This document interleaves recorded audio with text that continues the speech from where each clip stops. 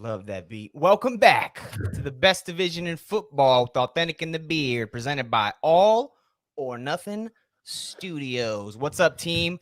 Welcome in. Happy Tuesday. Thanks for checking out our Tuesday recap show. We got to talk about 4 NFC East games from the past weekend. The NFL has officially reached its quarter point of the season. The NFC East is an unsightly 3-12-1. Not very good. Just off the pace for the worst 4-game start in NFL division history. While we're here, let's talk to the fellas. Awthentik, man. Happy Tuesday. What up, buddy? What's good, bro? How's everything going on your side, Scotty? I'm watching dogs. I don't know if you can hear them in the background. They're wilding out right now. I got PJ, our cameraman's dog this week, and she's the load, man. She's a good dog, but she likes to play. The badass pit bulls, man. But it's going all right over here, man. The week's been pretty good. Been doing some upgrades to the studio, man, aesthetically. Definitely enjoyed this extra football game last night. We got the cheap vibes of Red Zone with 2 games back-to-back on Monday night. That was pretty interesting. And wanted to shout out the, I want to say, was he a D tackle? Zadarius Smith, man, from Green Bay Packers. Got the sack, untucked the shirt, and it said, what did it say? Rest in heaven, Breonna Taylor. I thought that was amazing, man. They haven't brought a lot of light to that on a lot of the major networks today, and I just wanted to bring some light to that on our podcast. I thought that was an amazing shout out, man. So yeah, pretty cool week, man. Monday was super dope. I got 3 screens down here. I was playing a little bit of Apex. We got the new drop on Apex, man, cross-platform. It's time, Scotty. It's time for you to get that. So maybe we get a couple runs in tonight after the podcast or something, bro. But it's going, bro. No complaints, man. The Beard, man, I love your fit. Everything looks just crispy clean over there. I can see you doing it. What's going on, man? How's your week so far going? Oh, man. It's been busy. Last night we had our live sale on my Over the Years YouTube channel, and it was crazy. We sold every single item.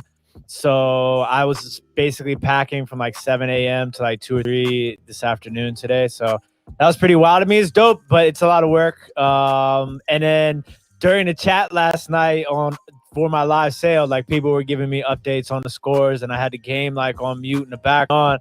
But yeah, it was a good day, a lot of work. I'm excited for another week of football. Just trying to get some new hope in the life as a Washington football fan. We got a bunch of people in the chat. I'm gonna go ahead and say hello to a few people. Kevin Homewood, as always, thank you for joining us, sir. Molo the Don is in the building. What's good?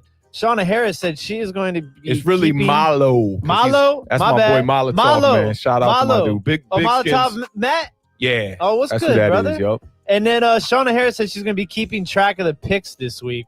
Yeah, we need that. We need that.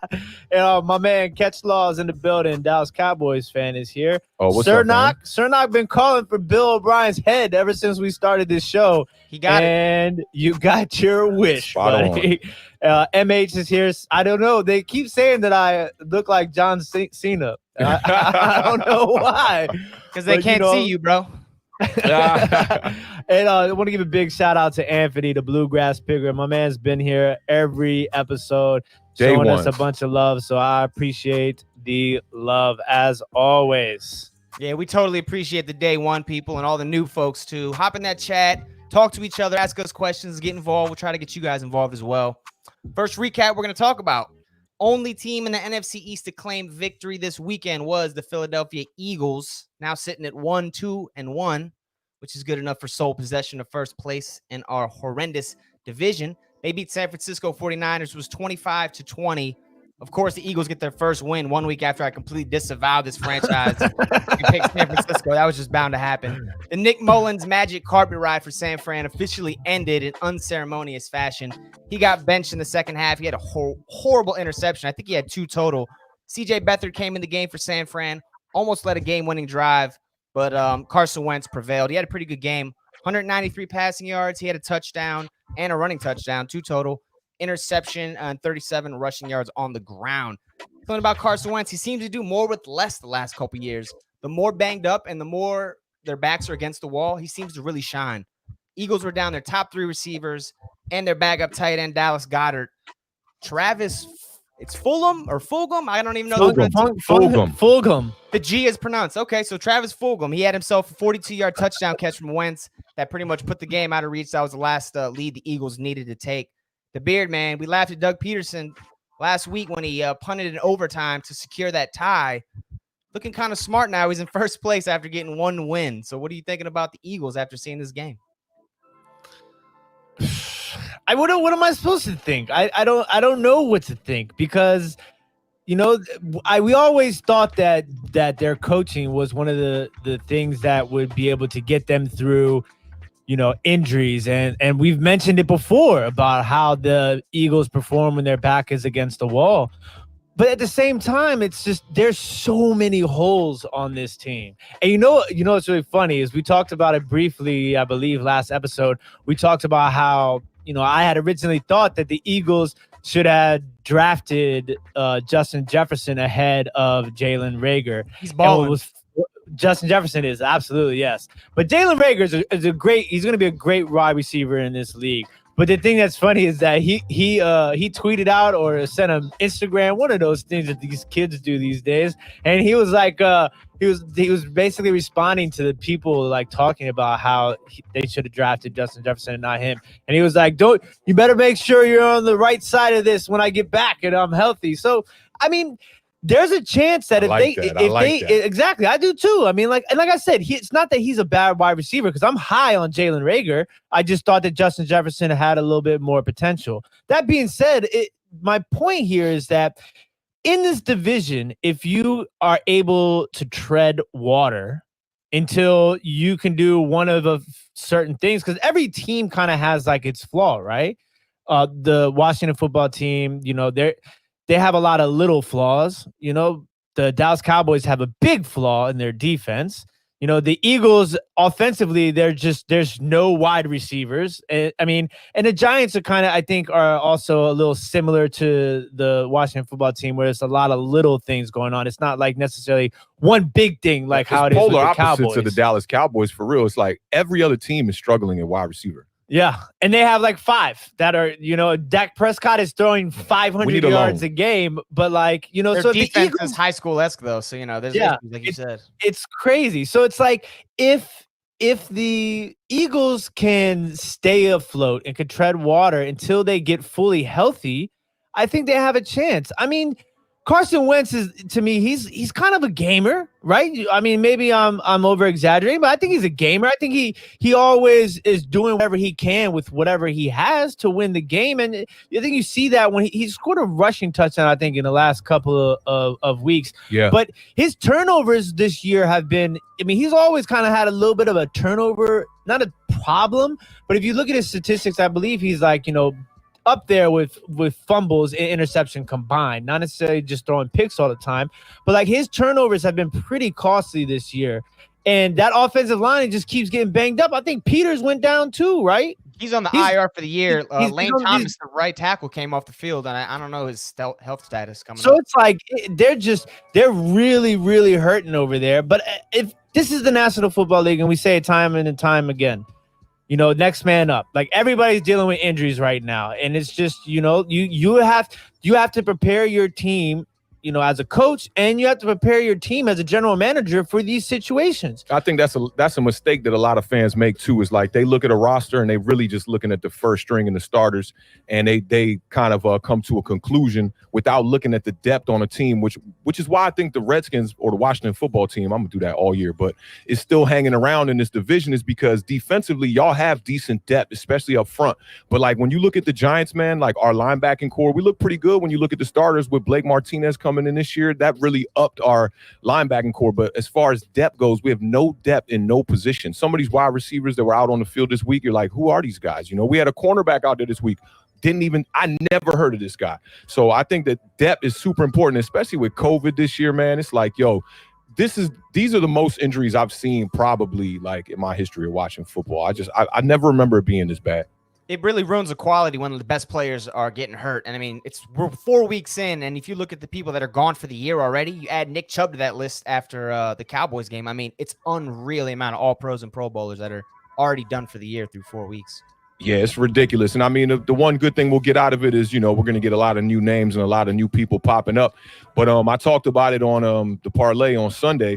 The wide receiver for Green Bay Packers, man, who was balling out. I forget him. His last name starts with an L. It's like Lazard. Lazard. he was balling, man. And he's one of those guys that was getting the opportunity, and then he goes down with an injury. It looks like I think he's out for the year or out for a long time. But until we run out of players, bro, and then we're going to see a bunch of practice squad people on the field. And when we get to that Giants recap, I got a bunch of people who was on the practice squad that actually showed up in that game. There's a lot of people in the league. I think the dude who caught the touchdown pass for the Chargers was playing XFL. Oh, yeah. Yeah. You've heard that with a couple of players this year, too. Yeah. A couple of these XFL guys got on rosters, man, and you was talking about trying to make the XFL be like a developmental league for the NFL, which I think is a fantastic idea, man. Well, it would just boost ratings. It already folded, too, didn't it? It's done, I think, right? No, The Rock and his ex-wife bought it, and they've already released a trailer for the relaunch in 2022. I think you said. Yeah, I want to say it was 2022. And I think those guys got jobs, though, after they played 6 games last year, but a ton of those guys got signed after that season ended. Yeah, and I think what they're going to do, from what I've been hearing, is that The Rock really wants, because that's why the XFL and these other leagues have been unsuccessful, in my opinion, to this point, is because they've always tried to compete with the NFL. Where if you approach the NFL and was like, look, let's make a deal here where we can kind of be basically a farm system for the NFL. Because the NFL, if you look at it, is the only league of all the major sports that doesn't have either a developmental league, a minor league, or a farm system of any sort. It's only league 2 with just 16 games. In baseball and in basketball, it's running a lot longer, a lot more games. Very true. So I mean, I'm sure that plays a factor in it as well. Hey, shout out to the man Entertainer in the building, man. I was just checking out his live with Mike Too Nice. They was breaking down a bunch of stuff about the Giants. And Cernock, the shirt, Eric B. and Rakim. I see a lot of people in the chat talking about the MTV shirt, man. Stussy, Eric B. and Rakim throwback joint. I brought it back out for the day. Let's go, the man right there. Let's get back to the Eagles. Awthentik. Carson Wentz, seeing what he can do when he has no talent around him. I mean, they weren't playing. It was San Francisco, a busted up 49ers roster, but still a win's a win with nobody really around him, kind of doing it himself. Do you think Carson Wentz, after seeing that game on Sunday, is the guy to elevate this roster and maybe make a run at the Cowboys in the division, or what? Most definitely, man. Me and Tim was talking about Carson Wentz off air, and we talking about the word franchise quarterback being thrown around. And I was trying to make it real clear for him. I'm like, all these guys coming in that are young, you can't necessarily look at them as franchise quarterbacks. But I use Carson Wentz as a really good example of when a team has to make a decision, is this the franchise guy? Because Nick Foles comes in, takes them to a Super Bowl after Carson Wentz wins a ton of games that year. And when you come back that following season, I was one of the guys who was saying they should have went with Nick Foles because he just played so well. I thought they should have went with him. But that franchise makes a decision on who the true franchise quarterback is, and they chose Carson Wentz. And I think they made the right choice. Yeah, the statistics be looking crazy, the turnovers be looking crazy, but that I'm used to that with guys like Eli, and even going all the way back to Phil Simms. Phil Simms wasn't, at the top of the league as far as the quarterbacks go. He had some good, he had some bad. And I mean, look at this game from Carson Wentz, 18 of 28, 193 yards, 1 pick, 1 touchdown. Leading receiver, Travis Fulgham, like you were saying, the dude is from Old Dominion. Come on, elevated from the practice squad. Greg Ward was the second wide receiver. Wasn't he elevated from the practice squad last year? He's not even a wide receiver, and then he got Richard Rodgers. He played quarterback in college. Right, and they talked about that when he came in, and when they put the rugby guy at right tackle. His leading rusher had 46 yards. So to get it done in a game like that, when you got Kittle coming back, and Kittle had a day. On the parlay, I talked about Kittle coming back, and I thought he was going to slowly make his way back and get back to balling how he was. But 15 catches, man, 183 yards and a touch. That's ridiculous coming back off an injury. Adrian Peterson. He was only targeted 15 times. He caught every single ball that Mullins and Beathard threw his way. Well, okay. That's a perfect day. No, except, so wait, does that last what was it, a 2-point conversion or something like that? Didn't he drop one in the end zone? It was either a 2-point conversion or a touchdown. I didn't see that, but on the box he had 15. It might not be considered an official attempt, maybe, if it's a 2-point conversion, because that might be what it is. 15. If you got a problem with that, I remember seeing him, and they did the little slow motion, Joe, and he was like, yeah, but Kittle, man, balled out, and he looked healthy, man. I saw a couple catches where, he had to get physical because that's his game. His game is all about I remember seeing an interview with him on ESPN where he was talking about like when he catches the ball and he's starting to look for yak, he's starting to look for players that he could run over. The dude's a football player. Like that, I like those kind of guys, man. And he showed out. And then when Brandon Ayuk, Tim's been talking about Brandon Ayuk all year. The hurdle touchdown that he had, yo, I went straight to the chat. I was like, whoa, yo. In football, that dude, I mean, track star vibes. Brandon Ayuk is definitely going to be a player that we're going to have to look forward to in the future here. And I mean, the Niners looked like they was going to win the game. They won pretty much every statistical category: first downs, third down efficiency, running yards, passing yards, yards per play, time of possession. The pick six, man, that killed them. And that's what I was going to get to. The Eagles won some of the most important categories. They won the sack battle and they won the turnover battle. They forced 3 turnovers, man.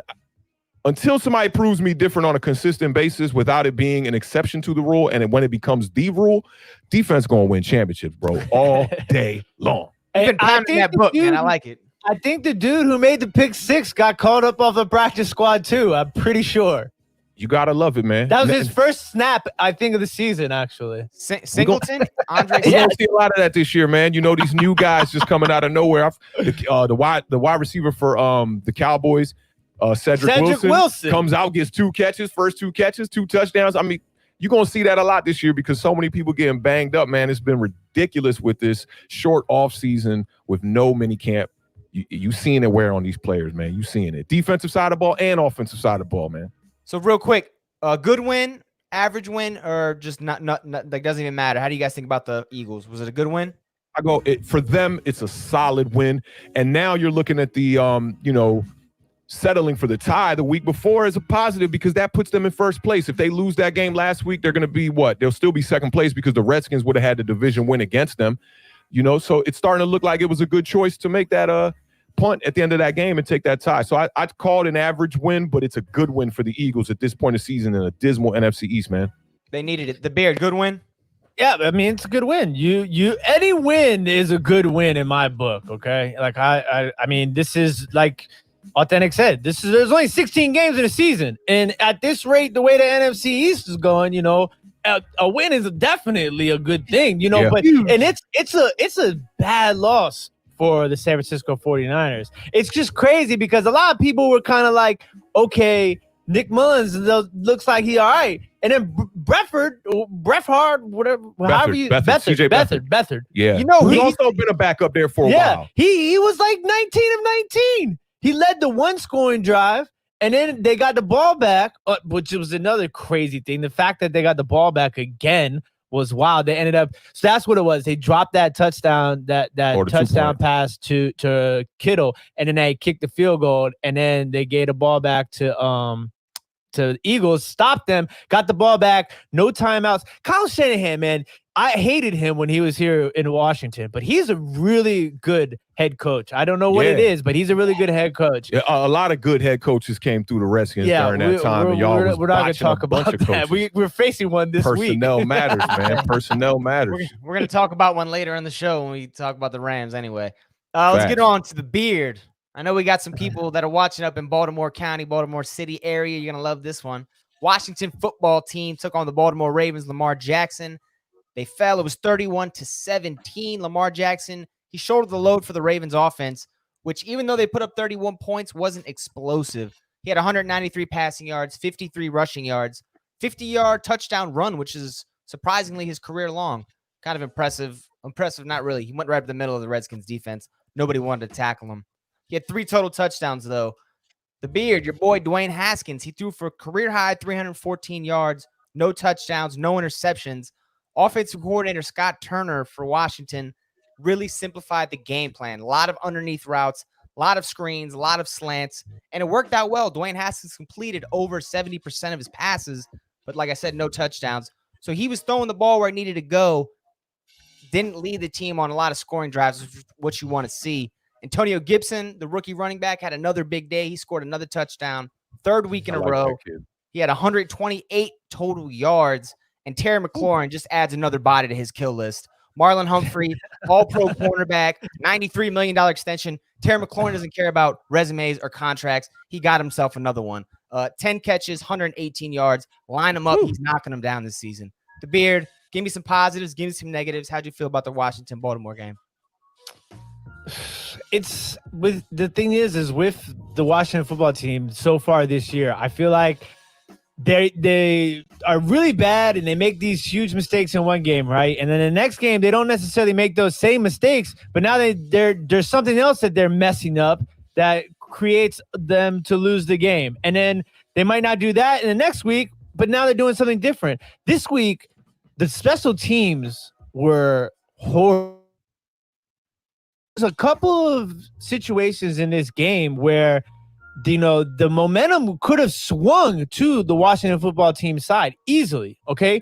But, which is in the end eventually gave the Ravens their scoring opportunities. And so those two big things, the first thing was the McKissick fumble, okay? That was huge because, we had stopped them once before. You can't give the Ravens short field position. That's just, I don't care who your defense is. It's just not a good look. We gave them that short field position. They score, obviously, on that turnover. Okay, that was a huge turning point. We missed the field goal. Okay, that was another opportunity to keep that game into a one-possession game, right around there. And then the other one was the fake punt.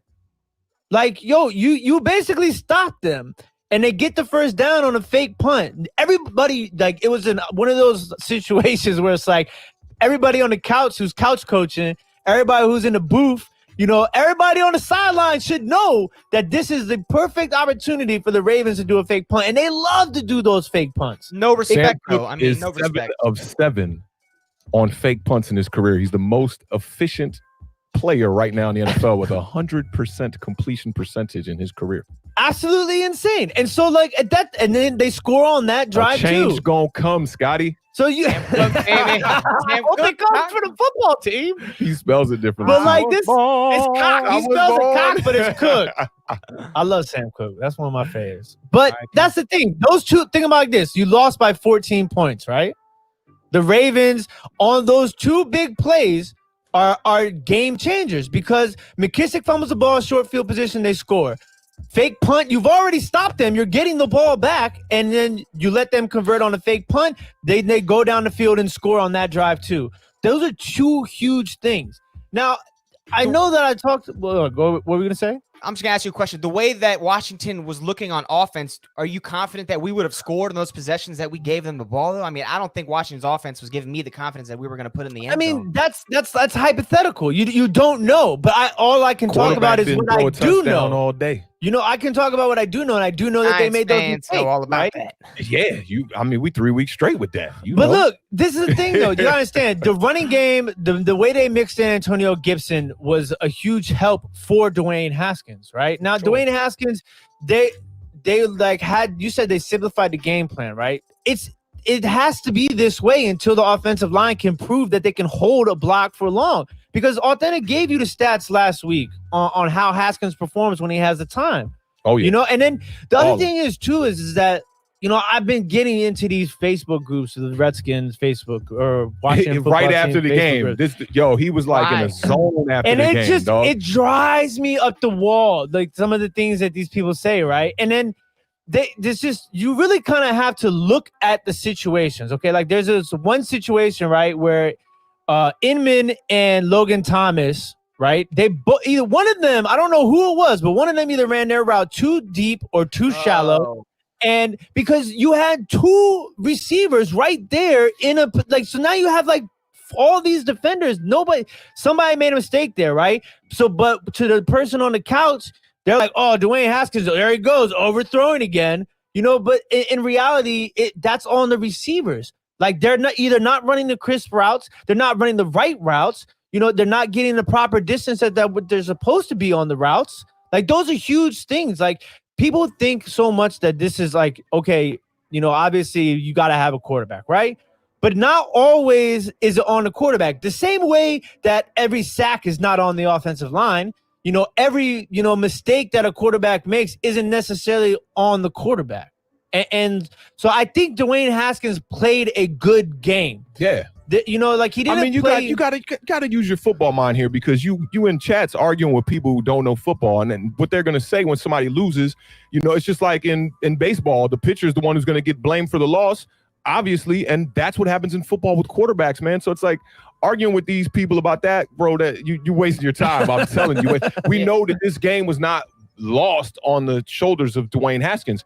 You can't win a game when you allowing a team to score that many points. I mean, what was the final score in this? They put up 30 plus, right? Like 31 points, and you're not going to win. And they scored points. 31 without Lamar Jackson having a crazy Lamar Jackson game. He had his biggest run of his career. Yeah, and that was on. We looked at that play, and I still think that's on. What's my man's name? Oh, it was 52 for y'all. His name begins with an R. Oh my God! Pierre Lewis? The linebacker on the edge or D-line. Why is his name? It don't matter who he was. But he over-pursued. He over-pursued on that play. But breaking down that play, bro, like it's contained. So if your defense is set up where one guy is on contain, and if he gets beat, the whole play opens up. Come on, man. It's 11 players on the field. It was a great play. We looked Awthentik rewound it for me because I was concerned. I still think Robbie Anderson, that's who it is. Robbie Anderson. I still think that Anderson. That's the wide receiver for the Panthers. Ryan Anderson. Yeah. Okay. So he over pursued on the play. It was a great hype, boy. It was a great play call. Don't get me wrong, but he definitely over pursued on the play. You start doing this, you in trouble. I'm trying to tell y'all. But like, it's just, this is the thing is, and then I have to get into coaching a little bit too, because there is this perception right now that we're really not playing to win football games right now. Like, and I understand that to a certain extent, you know, and it's difficult because as a football fan, you want to see your team win, right? No matter what. Like you wake up on Sunday to cheer your team on to win. Okay? There's definitely some moments there where Ron Rivera looked like he wasn't trying to win the game. He at midfield punts the ball with like 6-7 minutes left in the game, but then all of a sudden y'all got the ball back somehow and he goes for it on 4th down. It's like, yo, what? Did you hear the press conference? Yes. Okay. So that's where I was going to get into too. Was that like, so at the end of the game and then the day after, people are frying Dwayne Haskins. They're like, it's 4th and 13. How do you not throw the ball in the end zone? That's quarterbacking 101. And like, like you have to throw the ball in the end zone. Like, what is the point of throwing it not in the end zone on 4th and 13, right? And then Rivera basically says like it was an in-game pop quiz. Like, you know, like I put him out there in that situation to see what he would do. Like, come on, man. What is that? Like, kick the field goal. See what he can do to win the game. That they're echoing what he said, though, because after he said that it was a test, he said, I wanted to see him put in the end zone. He knows that wasn't a good play. Like, he pretty much came out and said that was a wrong. Okay, this is my question. This is my question, though. So what happens if he throws the ball into triple coverage in the end zone? Then what are they saying? Oh, he's throwing the ball into triple coverage. There goes another interception. Yeah, but who's saying right? I mean, I guess, but it's just like, to me, you gotta take that with a grain of salt, man. I understand that what he was trying to do, but to me, it just made no sense. Like, kick the field goal, okay? If you want to test your quarterback, don't test him on 4th and 13. What was it? 4th and goal from the 13-yard line or something like that. The game's not close, and it's just like to me, it just doesn't make sense. It's like, how do you expect them to get a touchdown on a play like that? Right? Look, you go into the half 21-10. You coming out the third quarter. If your offense don't strike quickly, this game is out of reach. So maybe it is a good time to actually try that when you're like, this game is out of reach. But you kick the field goal. It's a 1-possession game. Is that what it was at that point? Yes. You might be right, Tim. I mean, Rivera, they might be playing the long game, which is a term you don't really hear like tossed around in football. That's a baseball term. Even NBA uses that. But in football, it's you got to win. You got to win right now. Do whatever you can do to do it. And Rivera, though, the way he's using the timeouts at the end of football games, hot quizzes for your quarterback. It's weird. It's weird. Yeah, it's weird. It's what it is. He's got a lot going on, though. He does. And I mean, is that excusable? Because this is the future of our franchise too. You know, if you can't do it, then maybe we've seen some strides with the Washington football team, a lot more than we did last year, with a more banged up team, with worse personnel, a young quarterback, a defensive line that has nothing but young boys on it, but they're starting to show out now. Yeah. I mean, I think Ron Rivera's gone in here and he's done a pretty damn good job. I mean, For Jake sure. Gruden, you know what I mean? Like, definitely. And I want to double check to see if that was a 1-score game, because from my recollection, that game was out of reach at that point. It was a 2-score. It was at least 10. I feel it was like. 11. That's what I'm saying. Is that it was 11 points. If they kicked the field goal there, it's an 8-point game. Yeah, I got. Like I said, I got to go back and look back at it because I don't ever remember it being that close late in the game. This is my other. Yeah, it wasn't a close game.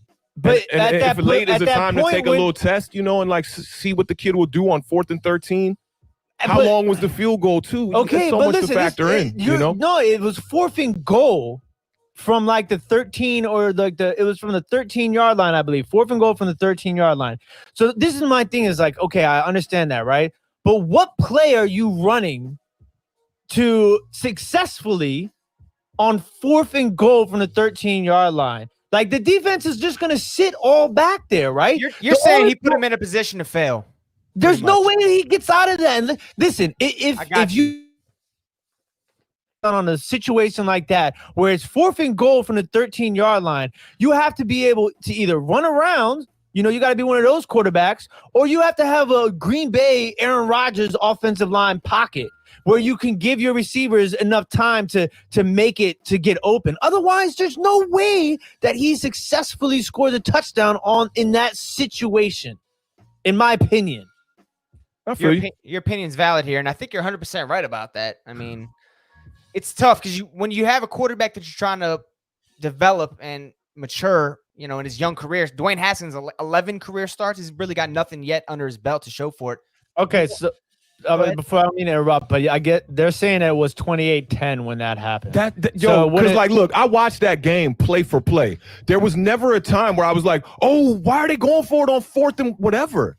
I don't remember that. I remember saying, why aren't they kicking the field goal? We talked about that might be why, because they were down by so much. 18, and that would have made it a 2, like. Because we went back and forth on, okay, they're going for it on 4th down because either way it would have still been a 2-possession game. Right. And then we had that conversation. He punted the next drive midfield. And that's why I was so sketchy about it, because then he went for it on 4th down the next time. So he was very flip-flop about what he wanted to do, whether the team being out of reach for a W, or if they were just going to, you know, just chalk it up and go for it every 4th down because they had their last limb to win the game. That's how I remember it. I don't remember it being no 1-score game. To me, this game was over at halftime. It was 21-10 at halftime. And to me, the Redskins never got within a score after that. That's what I thought, you know? Yeah. I mean, it was 21-10 at halftime, and then Lamar Jackson threw a touchdown, then a field goal, and another field goal. It was 31-10 before Haskins had that little QB sneak at the end of the game. Right. You know, I mean, this game went how I thought it was going to go. On Sunday, I said the score was going to be 34-13, and it was damn near that. You know, the 50-yard touchdown you got Lamar Jackson on a high after that, dog. He's completely swagging.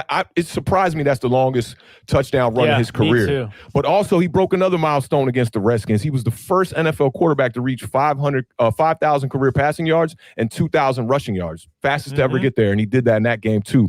And I like the quote that he said. This the kind of stuff I want to see out of our young quarterback.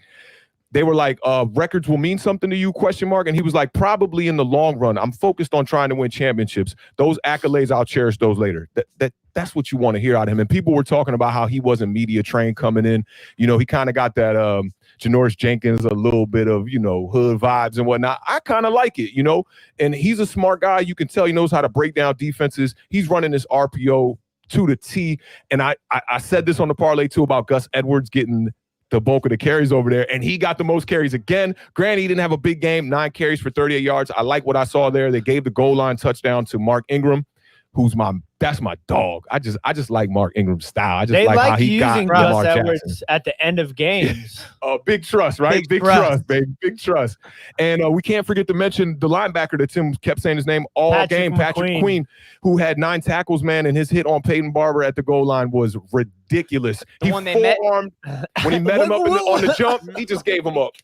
Boy. First of all, he jumped like a yard and a half too early. I don't just, you know how there be those games where you're just like, when you're just like shaking your head. Like, you don't know. You don't know. Like, it's just a little thing. And like, that's what's so aggravating to me. Okay. Is that I was expecting this regime to be more pay more attention to detail. Like the players wouldn't be making these little things and that are add up to big things, right? Like just tackling.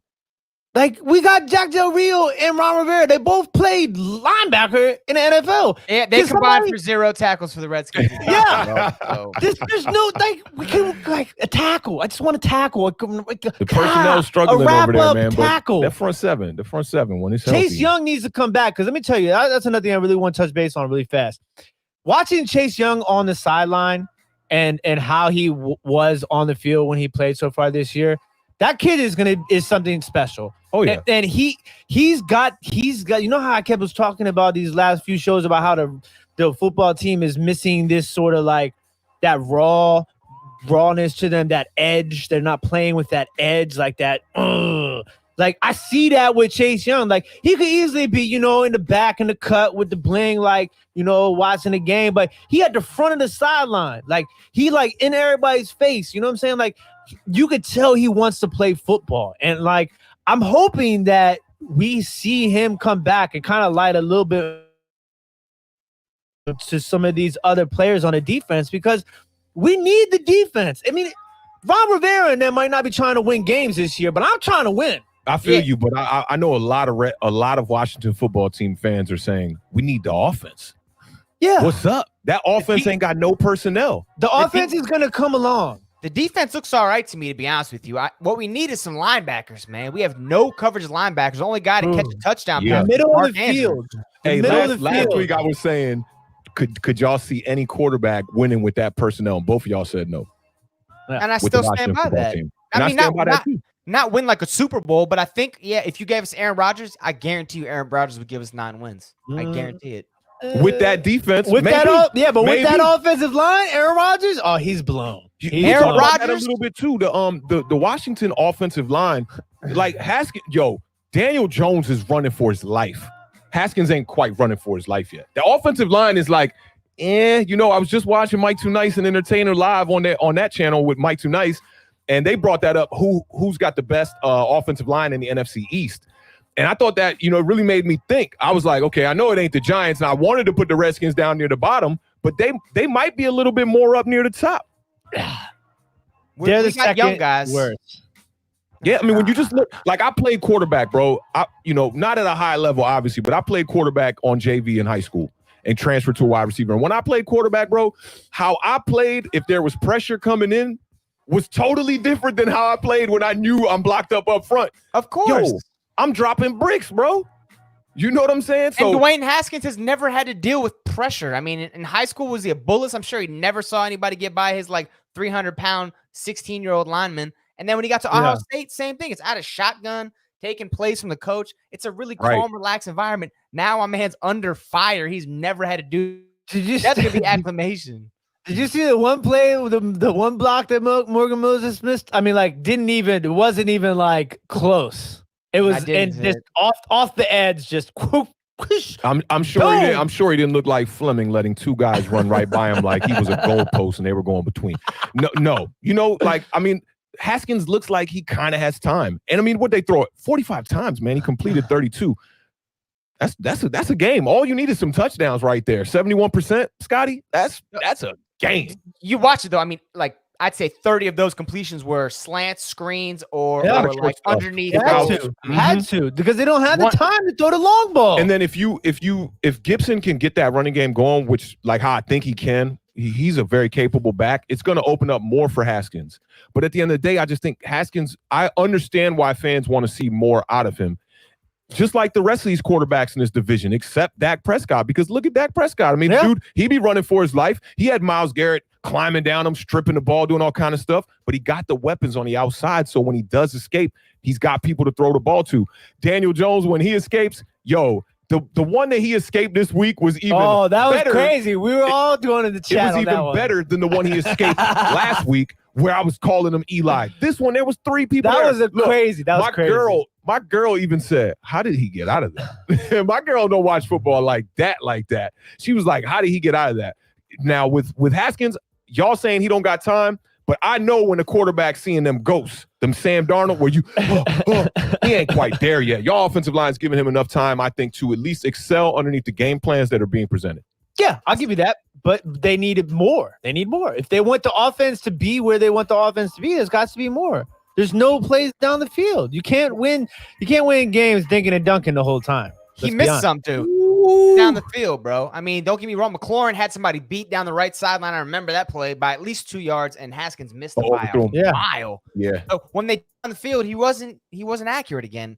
It's been a problem. I mean, it's something hopefully correctable. It's not fair for us to harp on it 7 days at a time because it's not a 7-day fixable thing. Yeah. So I mean, they're not week 16. I mean, they're not going to bench him right now, right? Like they were talking about. I mean, they're not going to bench him. Oh, another major thing I wanted to add to that too. The Redskins were 4 of 13 on third down.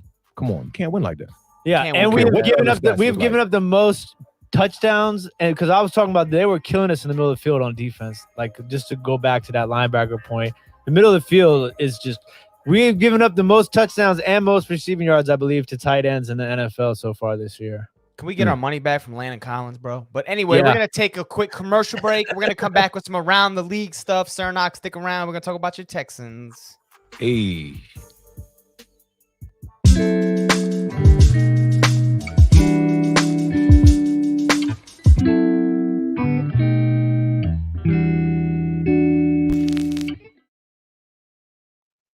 Well, the NFL coaching ranks has its first casualty of the season. Bill O'Brien was fired a couple days ago as Texans GM and head coach after an 0-4 start and some super questionable moves the last couple years. Awthentik, man, I feel like you've been banging this drum since the middle of last season after some boneheaded calls by his.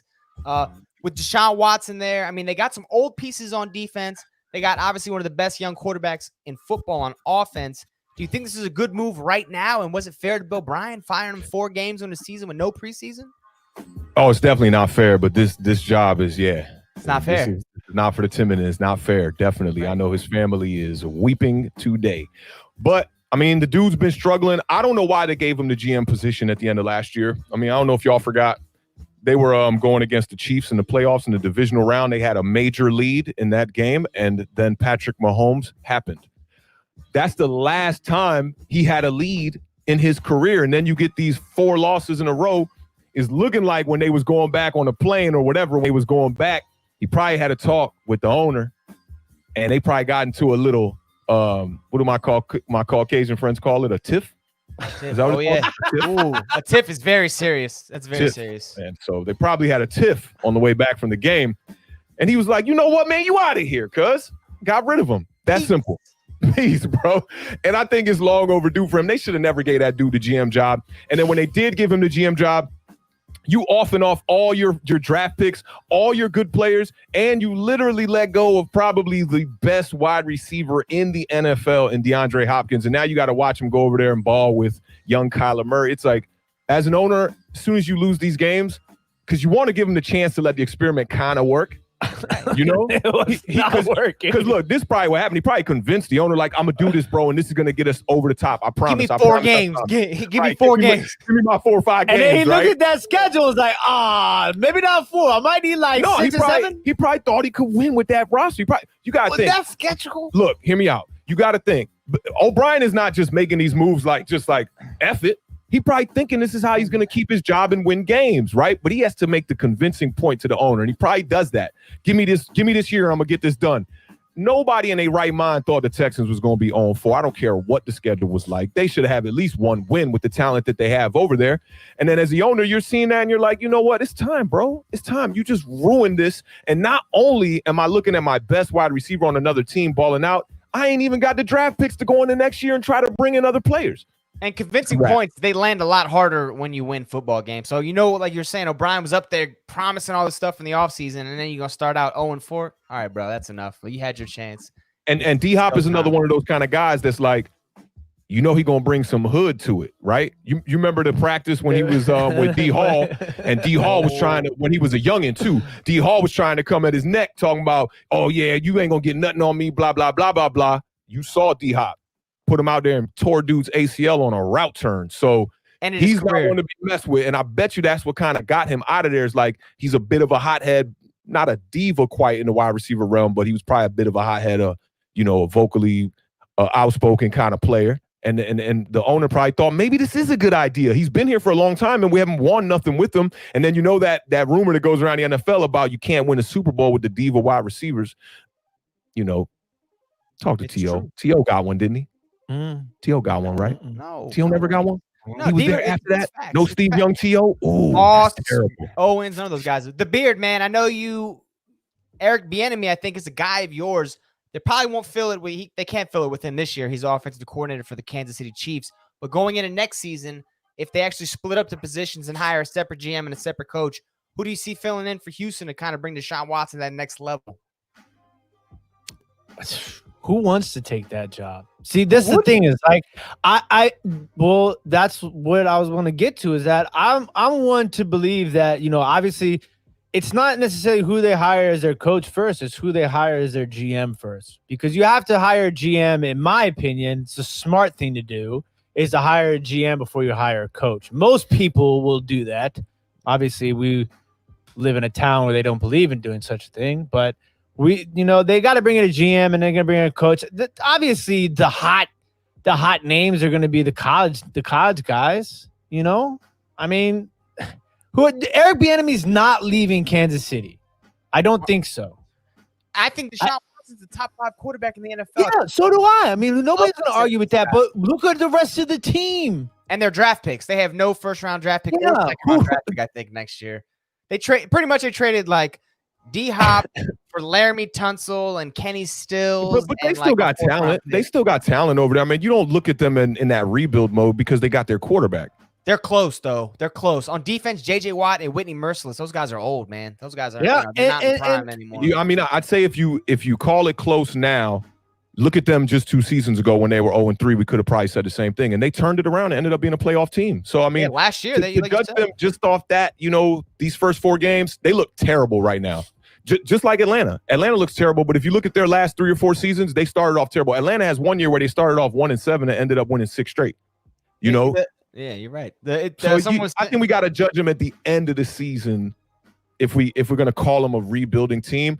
But you're right. JJ Watt's getting old, but I do think that their front four is pretty decent still. They still manage to keep themselves in games, but they lack talent at the wide receiver. I like Will Fuller, but it's not much else going over there. The move with the running back Johnson from the Cardinals hasn't panned out well. You need to put a running game behind any quarterback. I don't care who you are. Imagine if you flash back to the Kansas City Chiefs Houston Texans playoff game last year when Texans kicked a field goal to go up 24-0. You're like the ghost of future past or future time. You come over to Bill O'Brien and tap him on the shoulder and say, "You're never going to win another football game with the Houston Texans." And then, my God, man. That would have been ridiculous. My man's about to beat Patrick Mahomes in the playoffs. And then here we are kind of talking about them being in a rebuild when they were just in the divisional game. 5 games ago? That was the beginning. Listen, look. So what was it? It was the fake punt. Is it the fake punt that was the beginning of the end? Right. That was what started that whole comeback. There was a drive before it when they what was it on 4th? Oh, they kicked the field goal. It was 4th and 1 from the 10-yard line when it was 21-0 and they kicked the field goal. And everyone was like, "Why wouldn't you go for it? Step on their throats." Kick that field goal and then Texans got the ball. Went for on 4th down on that punt and on the fake punt and missed it, and it was ratty. And then everything was downfall from there. Got rid of D-Hop, lost 4 in a row. Pack your bags. They fly for free on Southwest. But geez. So last week we actually did a pregame for the Thursday night game. It was the New York Jets and the Denver Broncos. If you guys watched the game all the way through during our broadcast, we were talking about backup quarterback. His name's escaping me right now. The Beard. Who am I talking about? Brett Rippon. Brett Rippon. So if you watch the end of the game, Mark Rippon's nephew, the Broncos had a comfortable lead. The New York Jets defense had 6 personal fouls during the game, 2 very late hits on Rippon at the end of the game when the game was pretty much out of hand. The Broncos head coach Vic Fangio takes his team off the field, refuses to shake the other coach's hand, and then after the game, Steve Smith, ex-wide receiver for the Carolina Panthers, goes on a semi-rant, pretty much throwing Greg Williams, defensive coordinator for the Jets, under the bus, saying it's the same thing he did in New Orleans when he paid players to hurt other guys, bounty gate type stuff. It was pretty accusatory. Joe Thomas, ex-left tackle of the Browns, was defending Williams. They got in a heated back and forth. Authentic, man, you watched the game, and then you saw the Steve Smith rant. You were definitely interested in it the way you're texting. Do you think that the Jets are running that kind of system over there? What's going on? I definitely think defensively, anywhere where Greg Williams goes, you're going to have that style of play. And that's I'm echoing the sentiment that Steve Smith said, and I totally agree with him.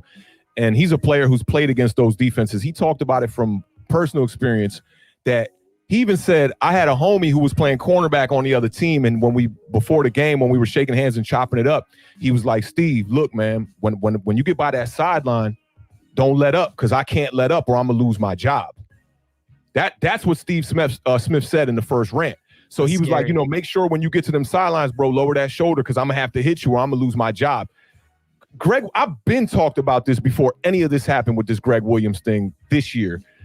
And I always say this, man, with so many black coaches struggling trying to find a job in the NFL, if Greg Williams was a black coach, you would have never saw that dude again. Let's keep it 100.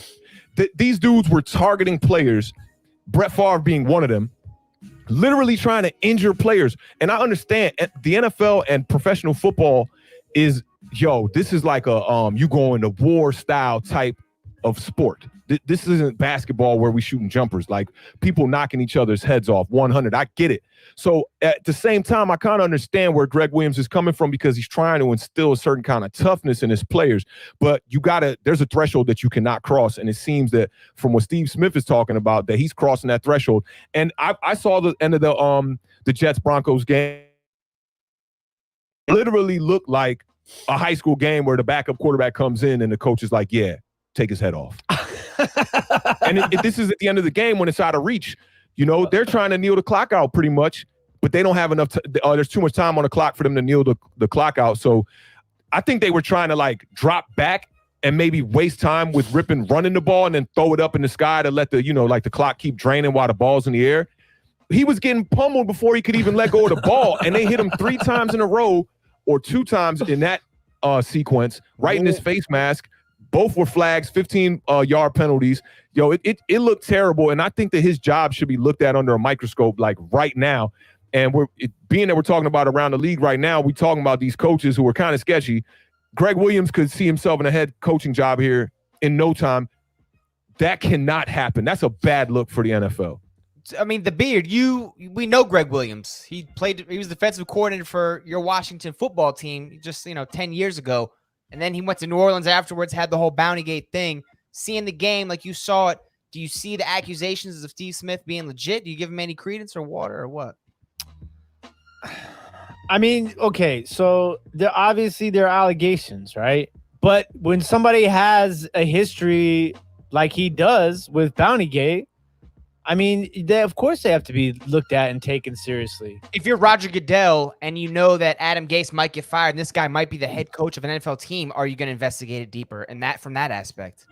I mean, okay, everybody got their little theories about conspiracies in the NFL, right? Where they think, Steve Smith is not a conspiracist, though. Steve Smith played football. But I'm just saying, about to your question. Oh, and let me just throw a little something for you real quick. The broadcast for Thursday night, he ranted once and said it. When they got back from air, because it got dicey the way he was talking. When it got back from air, they let him go on his own soliloquy again with just him on the camera. So I don't think it's just Steve Smith. I think the broadcast was kind of behind this. I just wanted to throw that out there.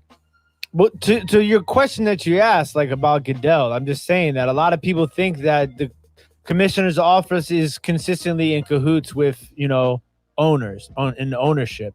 So I'm sure, if you are one of those people that believe in those, then yeah, you have to think that Goodell is probably calling them, being like, look, if you guys are gonna fire Gaze, you have to, before you do that, you got to give us some what's the down low on your boy Greg, because we can't have Bountygate 2.0, especially right now in 2020. I mean, it's a bad situation. It's a bad situation, no matter what. And what's crazy is I've heard ex football team players say, have had nothing but high things to say about Greg Williams Of how they course, man. about how they thought he should have had the head coaching job here that one season, So, and look, what about, I forgot to talk about this. Romeo Crennel, how many times he been an interim head coach before?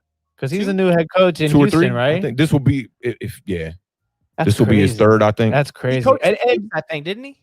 Yep. And before we move on, though, because I got way more on that. We ain't about to move on that. Somebody in the chat, they wasn't sure if we were reading the chat or not, and they've been asking this question, so I figured we just answer it really fast. Okay, so let me throw something out there right before we get to that. All right. So Joe Thomas, okay, the fact that he went against Steve Smith on the air says a lot about his character. You're talking about Greg Williams in a game where it's very clear that this kid, what's his first name? Brett? Yeah. Brett Rippon is being targeted very clearly. And after the game on the broadcast, Steve Smith expresses his feelings about that. And Joe Thomas waits and then tries to come out of pocket and pretty much tried to downplay everything that Steve Smith said. I think it takes a certain kind of character to do that because it's not like this is accusations. This dude got caught up targeting players. Bottom line. Right. That's what Tim was saying. Like the conspiracy stuff we're talking about. But this guy's he's already convicted felon. If you bust somebody for something they're doing, it's like, well, your record says you've done it before, so you got to look a little bit closer at it when it comes to that. But I think Joe Thomas is just playing devil's advocate because, man, I think a lot of that is definitely for TV. No. Did you see that? Steve Smith was upset. I want to pull up the clip because let me tell you what Steve Smith. None of that was for TV. Steve Smith said, "Bro, stop playing with me." Right. Like he was gonna steal him. He said, "Bro, stop playing with me," and they went to commercial break. That's it was nothing here that was for in TV. high school before punches get thrown. Stop playing with me, and then all bets off. Yeah, somebody gonna be on their back very quickly. So I just think he was out of pocket, especially being his co-host on the show. There, he should have just let that go. In that case, your opinion does not need. You don't need to play devil's advocate in that situation when we just saw this kid getting his head taken off. Yeah, when someone's in danger, you're 100% right about that. Yeah, man. So now we're officially the beard. Do you want to add one more thing? No, I just want to answer this guy's question because he said. Oh yeah, we should go to that question real quick. Did they even read the chat? I'll put that one up there. Look, let me keep it 100 with y'all about the chat because I'm a fan as well, and I'm always in the chats with like Entertainer, Bad Dog, a bunch of people, right? Yo, when you like on the show, it's so hard to just do like this and just look at that chat. You know what I'm saying? So you got to take that into consideration. But we definitely, Tim's on the highlights, so you might be able to blame Tim. No, I highlighted it. He on the highlights. Highlighted it. So if you see me and Scotty not get to it, once we see him highlighted though, we got no excuse. Okay, 100. I'm gonna try to do better. Scriv asks, would you guys trade Antonio Gibson and David Johnson for Christian McCaffrey? Oh, this is a fantasy chat.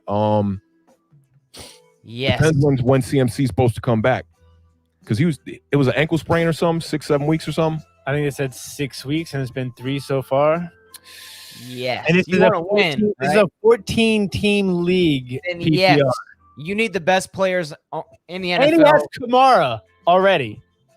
I mean, I think, he's already got Kamara. Yeah. That's what I was going to ask next is who's going to be your replacement running back while you get rid of them and wait for CMC to get back healthy. If you got Kamara, an opportunity to get Kamara and CMC on the same team, no brainer. You're done. You're going to win that league. Let me invest in your team right now. That's a winning game. You'll make a late run, man.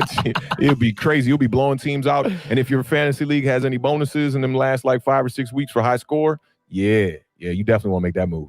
Bro, stop playing with me. I'm telling you, it's serious. Yo, Cernock, you know, bro. He analyst and Steve Smith got that hood in him too. I like dudes with a little bit of hood. You know what I mean?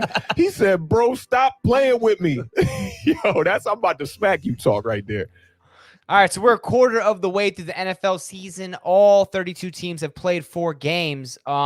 We made some Super Bowl predictions earlier in the year. I think I might have picked the Texans. So we're gonna do a rewind and repick. The beard, give me your most impressive team from the AFC and the NFC that you can see progressing all the way to the big game this year. Well, I mean, I'm going to give you my most impressive team. I'm not necessarily saying they're going to make it to the Super Bowl, but most impressive team. I was high on the Buffalo Bills, but more so because of their defense. And I think that Stephon Diggs acquisition might turn out to be one of, if not the best offseason moves of the NFL season. I just think that sort of deep threat, and Josh Allen has improved his accuracy tremendously. He's cut down on the boneheaded moves. I think that the Buffalo Bills this time around, might be legit. We're gonna see, because they got some tougher games coming up here down the road. But I think Buffalo has impressed me the most in the AFC. I would say Pittsburgh Steelers too, but yes, they've only played 3 games so far, but they're definitely in the second place right now for me over there in the AFC as far as who's impressed me the most. NFC, I'm gonna say this kind of might sound a little funny, but I think the Green Bay Packers. I mean, they won 14 games last year, right? But I don't know, the way they're winning right now. It just seems a little bit different, and they impressed me, on both sides of the ball. I think that they might legitimately have a chance. Aaron Rodgers is playing 10 times better than he did last year. So I think Green Bay is definitely one of them. Besides that, I mean the Seahawks, but the Seahawks are the Seahawks. There's nobody really in the NFC that's playing out of their, Packers look good. The Packers are my most impressive team in the NFC right now. Yeah. Awthentik, man, give me a couple teams. I'll same sentiment with the NFC East. Packers look amazing, and you got to take into account what they did last year. I mean, San Francisco ended up making it to the Super Bowl, but the Packers were a more impressive team, and they just got beat by the run. I don't know if y'all remember that championship game. They ran all over them, and that kicked Aaron Rodgers and the Packers to the curb. But NFC-wise, yeah, definitely the Packers front runner along with the Seattle Seahawks. I'm trying to think of a third team that we could maybe throw in the mix there. We got to look out for the Bucks, man. They looking like they're getting things clicking over there too. And you saw these games where Jameis Winston, which just a little bit short in comeback games, and you see Tom Brady pull off the vicious comeback in a tough game for him too, where he threw some interceptions early. And I think the Bucks are somebody to look out for in the NFC. The Saints, you don't want to sleep on the Saints because Kamara's looking like the best running back in the league right now. So NFC, I'll go Bucks. I'll go Saints. AFC, dude, we got to go Kansas City Chiefs here. I mean, they look better than they did last year. The defense is much improved. Shout out to Honey Badger with the pick 6 last night. Had 2 of them things. One of them got called back. The boy, man, I wish the Giants would have made the move on him or on Minkah Fitzpatrick. And I think the Steelers are definitely a team to look for as well. They're going to be in the mix. Big Ben looked crazy in that second half against the Giants, and now week 2, week 3 looked really good. Their defense is, you know what to expect out of a Pittsburgh Steelers defense. I think it got something to do with the jerseys, man. The black and yellow just make you ball out. Shout out to Wiz Khalifa. They've been saying that for decades, man. Yeah, something about it, man. They just keep a solid defense. Is there any other squads I might want to think about here? Nah, I think Buffalo will probably be the other honorable mention, and Tim took care of that. Yeah, Steelers, man. I love the Steelers defense. I think Roethlisberger's looking good on offense. He's looking slender, looking young again, like he's ready to sling that rock around. The Steelers were a team that people thought were going to do well, but I think they're an actual contender this year for the Super Bowl, believe it or not. Even with that stacked AFC, if there's a team to take out Mahomes and these high-scoring offenses, Josh Allen, it'd be that Pittsburgh Steelers defense in my mind for sure. Facts. My man Molotov talking about the Bears look good. Man, the Bears got 3 sneaky BS wins on the last play of the game. You can't forget a bum Detroit Lions team almost beat them if that rookie done dropped the ball. And that rookie's having some trouble. Some of these rookie running backs. We're going to have to change it. That sounds like me. Some of these rookie running backs, man, they struggling, man. You had Swift with the drop to win the game. And then my boy from UCLA, man, for the Chargers, bro. Big fumble in this last game, man. But he about to be that dude though now. Yeah, Austin Eckler out. He about to be. Nobody say that he about to be. He about to be? Yeah, the Bears are frauds, man. I agree with you, Sir Knox. Straight frauds. Yeah, there you go, right here. Kevin, look at Kevin put up this schedule for the Bills. Titans and Chiefs next. So we're going to see. Titans are tough, man. 3 years in a row, 9-7. They're going to be in the mix. We going to see. All right, let's move on, everybody. Favorite segment of the week. We test our panel's knowledge Oh, I'm terrible. or lack thereof of NFL Trivia time. Well. Wow.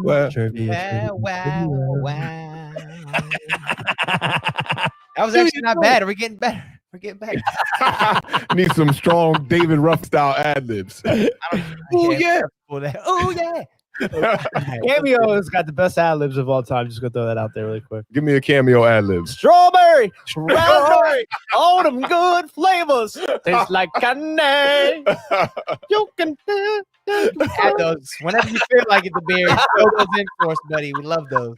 I got 1, 2, 3, 4, 5 questions for the gentleman tonight. Ooh, we turning up tonight. I don't know, Authentic in the beard. If you guys have been reading the chat, Cernock already dropped an answer in there earlier off some random stuff. So let me scroll back. we'll scroll back. Yeah, we'll get to it.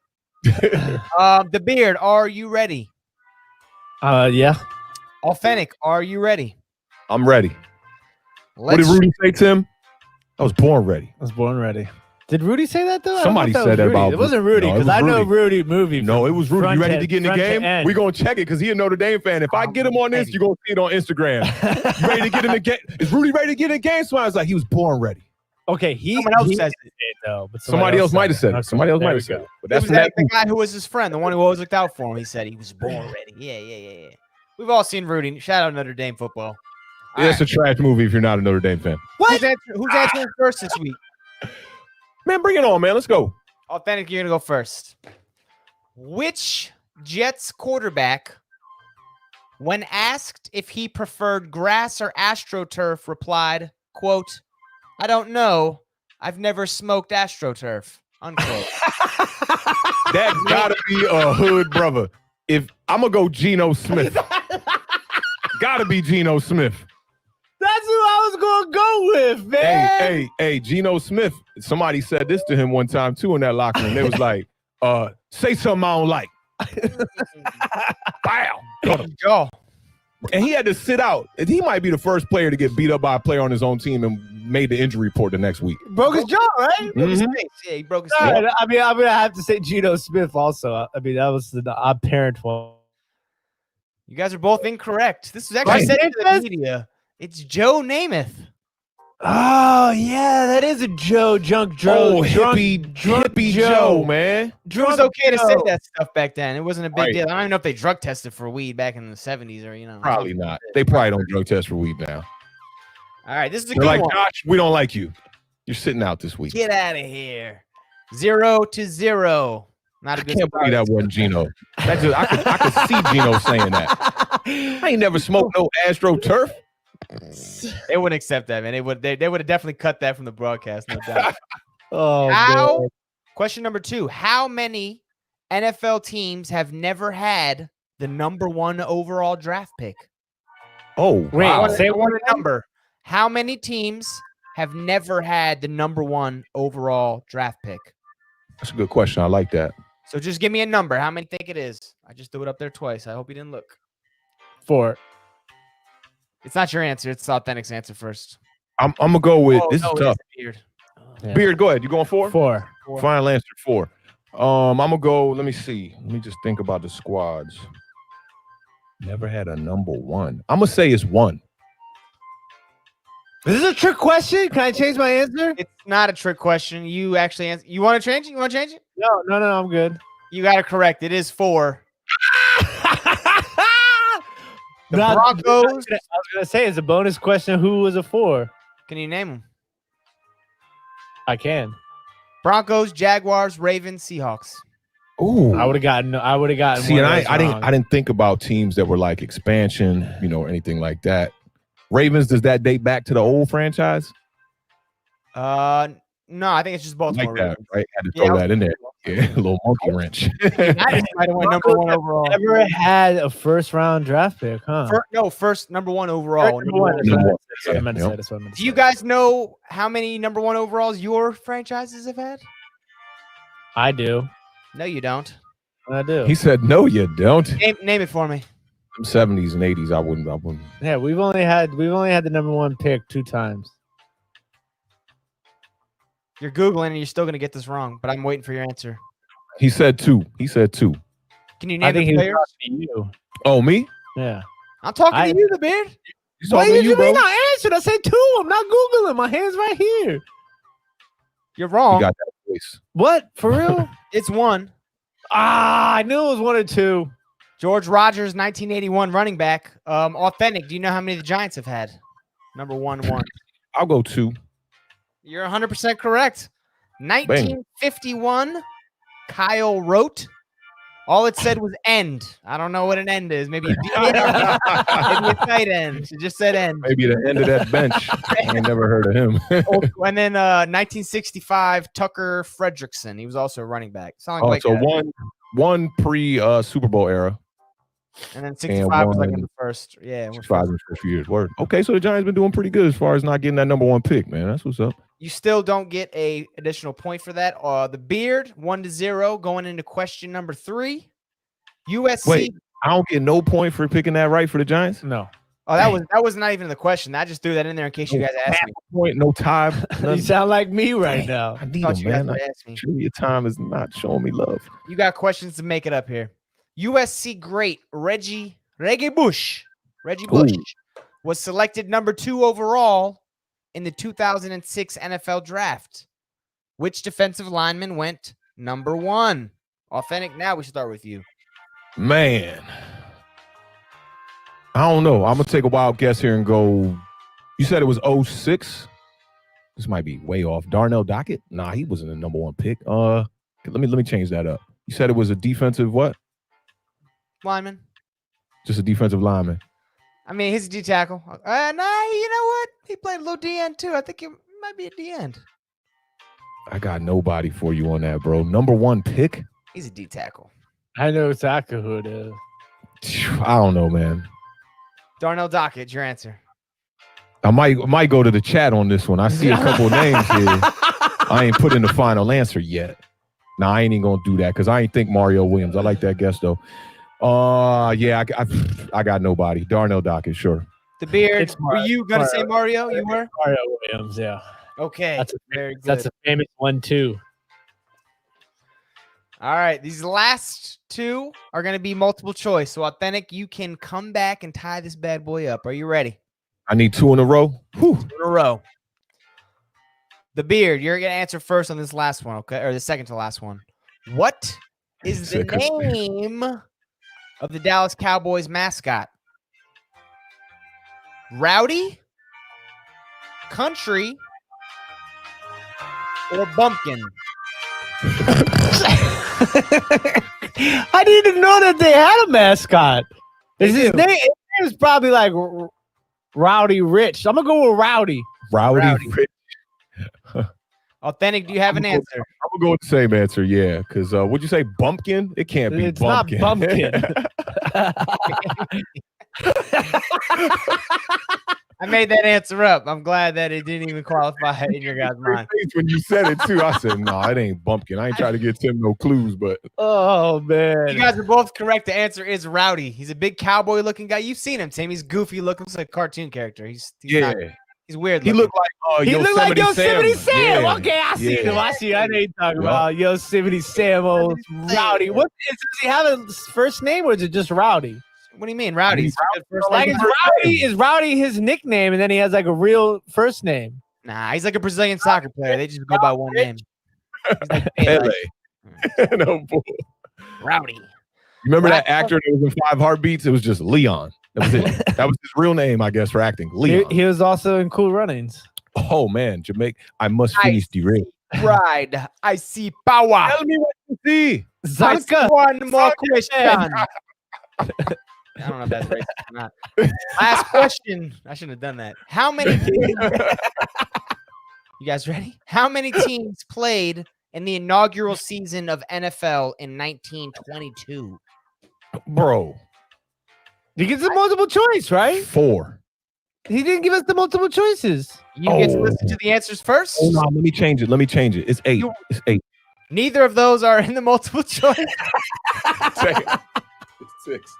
Is it 6? Just let him say the multiple choices. Is it 6? He's gonna give you multiple choices. I thought 8 wasn't the mix. You guys ready? Yeah. Okay. It's 6, ain't it? 18, 10, or 7? 18, 10, or 7? No 6. Dang. Not Who's answering first? I already answered clearly. I'm going to go 10. What did you say? I'll go 7. It's 18. God damn. How is that That's possible? a lot of teams That for don't even sound 1920. right. What'd they have? Like Jeez, Tuscaloosa. I encourage you guys to cross-check all my questions and answers because I put a lot of hard work into these, so I know what I'm talking about. No, I trust you, man. Crazy. Me and Pat was talking about this the other day, and we were looking up the team names because a lot of them team names was crazy back then. It was like nothing familiar. Yeah, I mean, more than 3/4 of the teams you wouldn't even recognize. It was like the Tennessee Boilers and stuff. It was a team that don't exist. Crazy. All right, Thanks. So I took an L. let's get into the long-awaited New York Giants recap. This game was favorite. The New York Giants, Awthentik's Giants, lost to the LA Rams 17-9. In my opinion, the Giants D played fairly exceptional, keeping the Rams' high-powered offense. Jared Goff, he only had 200 passing yards, 1 touchdown, most of it on the last one of the game to Cooper Kupp, which was the backbreaker. But the Giants' offense struggled mightily again now, failing to score a touchdown, second straight game. Daniel Jones drove the G-Men down the field at the end of the game. They were down 8. Had a chance to tie it up if he scored a touchdown and a 2-point. Threw an interception on like the 1 or 2 yard line.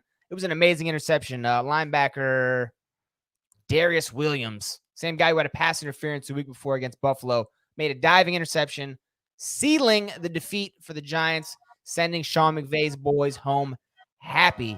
So the way this podcast group chat goes, our text group, at the end of the Giants games, I kind of sit back with bated breath, waiting for Awthentik to jump in and see how he's feeling. And if there's no text at all, you know it was not a good week for Awthentik and his G-Men, and he's not happy.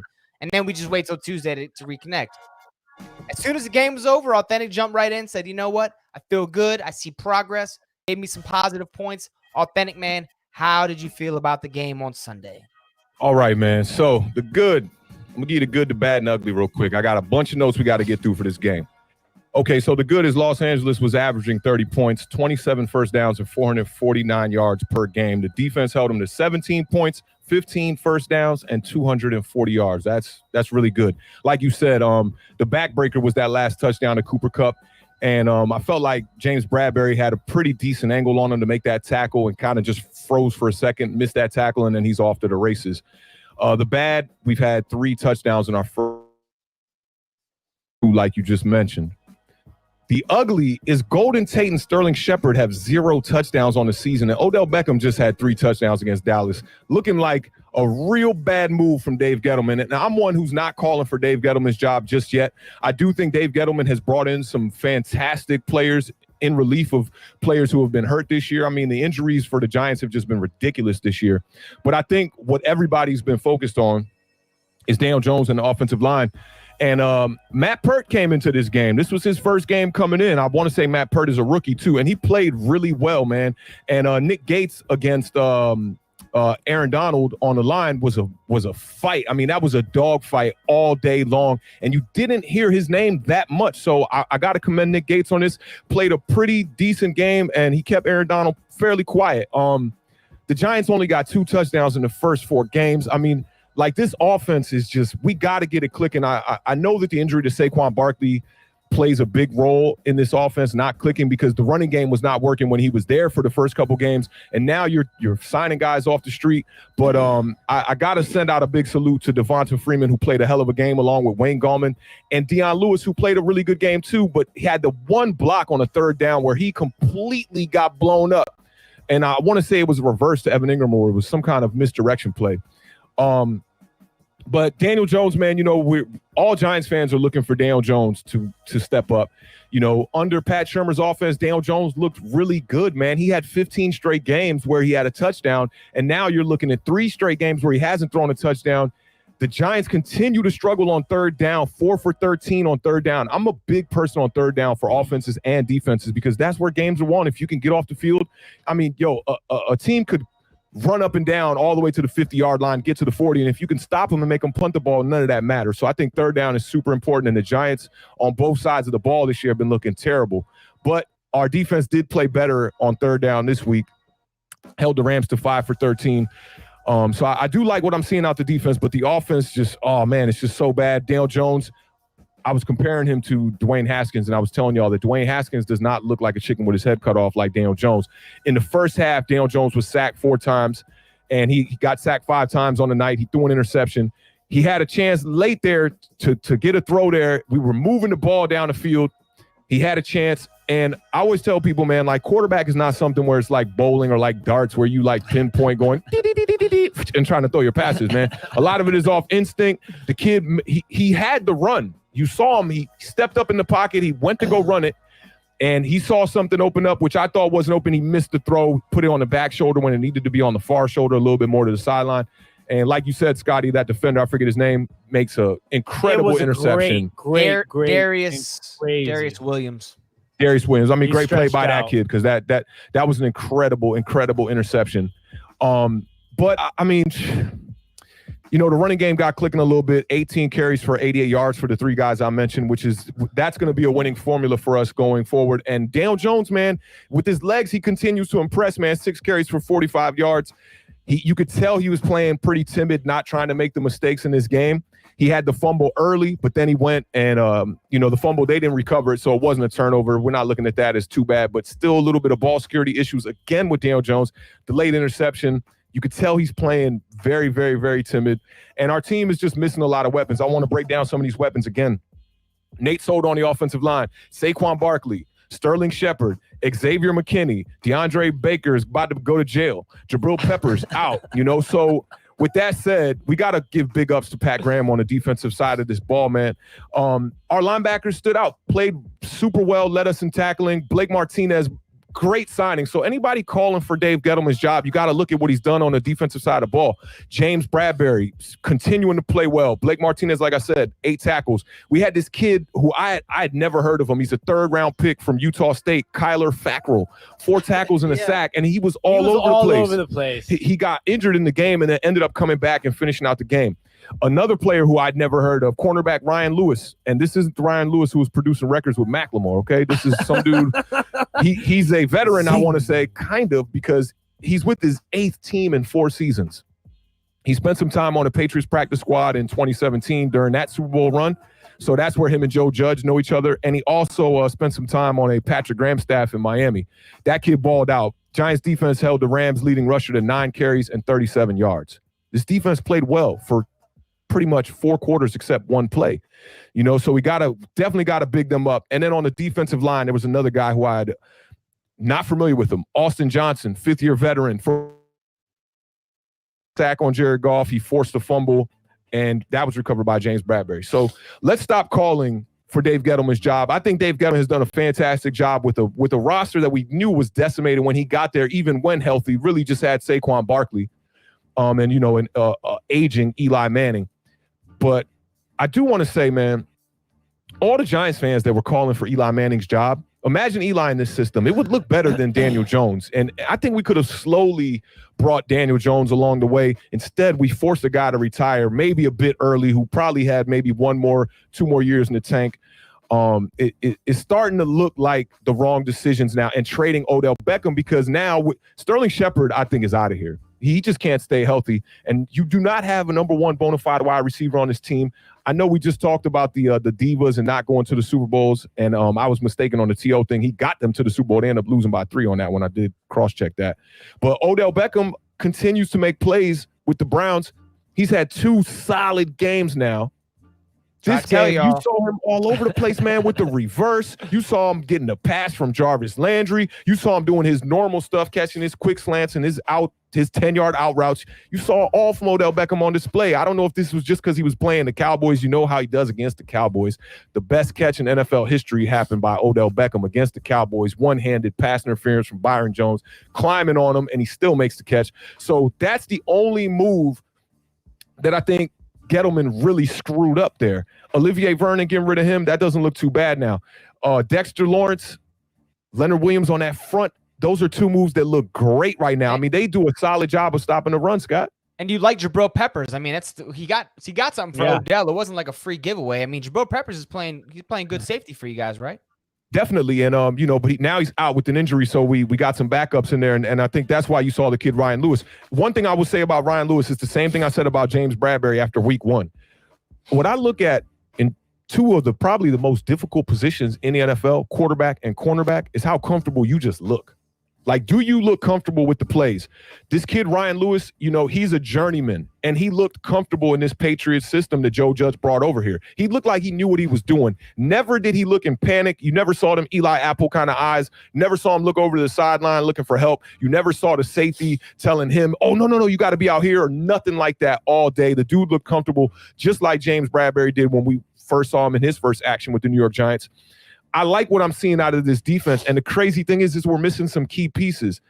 Xavier McKinney, I saw in Entertainer and Mike Too Nice's chat today, somebody in the chat was saying they worked at some facility where their brother was on the medical staff or something. They had some insider news about Xavier McKinney. I gotta love that. And they said Xavier McKinney's not coming out this year. He's going to be out for the whole year. The Giants, I think, have done a great job bringing in players from free agency, other teams that are familiar with the system with Patrick Graham and with Joe Judge, and it's showing. The Giants defense played well. There was one play there, man, the Cooper Kupp, that really destroyed us. But we need more out of this offense. We've got 0 touchdowns out of Daniel Jones in the last couple of weeks. We're not going to be able to win like that. But I don't know who's going to catch the ball for this kid, man. I mean, Daniel Jones the pressure is cooking. Is Slayton healthy? Because Slayton hasn't looked like the same Darius Slayton I remember last year. Him and Daniel Jones had a real connection at the end of last season. Yeah, Slayton has been healthy. Just haven't been able to get him the targets, man. And I saw some people talking about that in our chat last week. That's one of the main things. But, I mean, when you only got one guy out there who can make plays, I'm seeing it during the games. You got the safety over the top. If Golden Tate can't step up and really be a difference maker, which I think Golden Tate has came in and had a pretty decent year. I mean, he has games of 5, 6, and 7 catches, just really not getting the touchdowns like I pointed out earlier. Neither was Sterling Shepard. So if you got Darius Slayton as the big play guy, I think that Sterling Shepard's injury is really starting to show on Darius Slayton why he's not getting those same big plays. Daniel Jones missed him on one in this game. Daniel Jones definitely has to clean it up. It's weird with Daniel Jones because he's not making some of the plays that he's supposed to make, but then he makes those plays where I'm just like, yo, how did you even get out of that? He's doing things with his legs on 3rd and 4th down. They're super surprising me. And I just want to see better play out of him. You can't give up on these young quarterbacks. I was talking to Tim about it a little bit off air about the franchise guys, man. And I brought it up with Carson Wentz. If you look at Peyton Manning, he's one guy who's an example. I'm looking for this note that I put down for him. I'll try to remember it off the top of my head. But Peyton Manning in his first 2 seasons, 43 interceptions. If they give up on Peyton Manning going into year 3, granted, he was getting some wins in year 2 because the Colts were 3-13 their first year and then turned it around and were 13-3 the next year. So even though he was throwing interceptions, they were still winning games. And I think that's why nobody really says nothing about the Peyton Manning. Dude, 43 interceptions in 2 years is not good, So going into year 3, and that's usually when you got to sign a new contract, year 3, year 4, Peyton Manning could have been one of those guys that they gave up on. So I'm not saying that Daniel Jones is Peyton Manning, but there have been a lot of quarterbacks that have struggled in the beginning of their careers. And there also have been quarterbacks that their coaches completely, and not just the coaches, but the establishments have completely derailed their careers. David Carr was like that, and a few others I always bring up that, they just let them continuously get sacked and get sacked and get sacked. And it's like, eventually you got to protect them. And I don't know if you guys saw the head coach for the San Diego Chargers came out this week and he said, man, I don't know what this narrative is going around about me not liking our quarterback because I'm thinking about playing the other guy, but I'm fully invested in this quarterback, but we need coaches in the NFL to be able to protect these young quarterbacks so that their careers will last. Facts. Commend him for coming out saying that. I can't remember his name, black coach for the Chargers. Anthony Lynn? Is it Anthony Lynn? Yeah, I got to commend him for that because a lot of coaches don't come out and say that stuff about their quarterbacks. They just throw them to the wolves and let them lose. And Alex Smith was one of those guys who that almost happened to him too, but then they turned it around, started getting some wins. And then San Francisco didn't look at him as a franchise quarterback either when he got hurt, and they let him go very quickly. Yeah, I mean, Daniel Jones to me appears like a professional quarterback. He takes snaps smooth. He's got a nice drop back. His accuracy is there, not 100% of the time, but he's mostly accurate. I think with the pieces around him, he's going to be nice. Marjorie made a nice point in the chat. He's not throwing the long ball. I think that's partly protection, but also these receivers, they're not getting separation. When you see that camera from above, when you can actually see the routes, I mean, Golden Tate, Slayton, these guys are getting checked all the way through. So the long ball's not there. Evan Engram's not helping him at all underneath. It's a tough road to hoe right now for Daniel Jones. There's a cat that the Giants have, right, that I was surprised didn't make their roster, like their, regular game day roster. I think he's still on y'all practice squad. If I was the Giants, I'd be calling his number. You talking about dude from Ohio State, the rookie? Yep. Benjamin Victor. I looked into Benjamin Victor, and when I looked at his stats from college, they weren't crazy off the board. And maybe they see something that because he's the size, he didn't start for his first 3 years at Ohio State. Yeah, and then look at the numbers from the fourth year. The catches were low. Yeah, they were very low. Terry McLaurin was the number 2-3 receiver his senior year, so take that to heart. And it's clear that the Redskins saw something in Terry McLaurin that now the whole world has seen, So with Benjamin Victor, I do want to see him get a chance. I don't know if it'll be this year. He's a journeyman. I like where he's from Fort Wayne, Ohio, and they breed some dogs. I mean, I don't know if y'all ever been to Fort Wayne. I went to Fort Wayne back in like 2014 on like a little small tour we did going towards Chicago. And Fort Wayne is tough.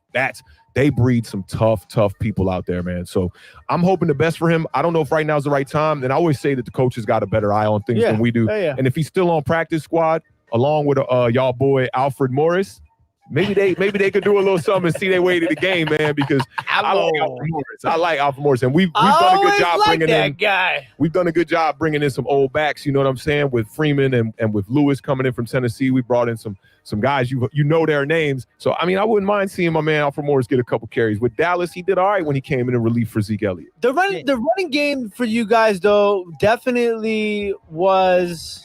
It looked a lot better. Daniel Jones wasn't your leading rusher this week, so I saw some Devontae Freeman runs that I liked. There was a couple where you could see he was a little rusty on the eyes, and then Gallman was your leading rusher. Yeah, and I mean that Daniel Jones would have been the leading rusher, but Gallman gets that one big run for like 45 yards, which that makes his stats look a lot better for sure. I got him tied 6 for 45. Say it again.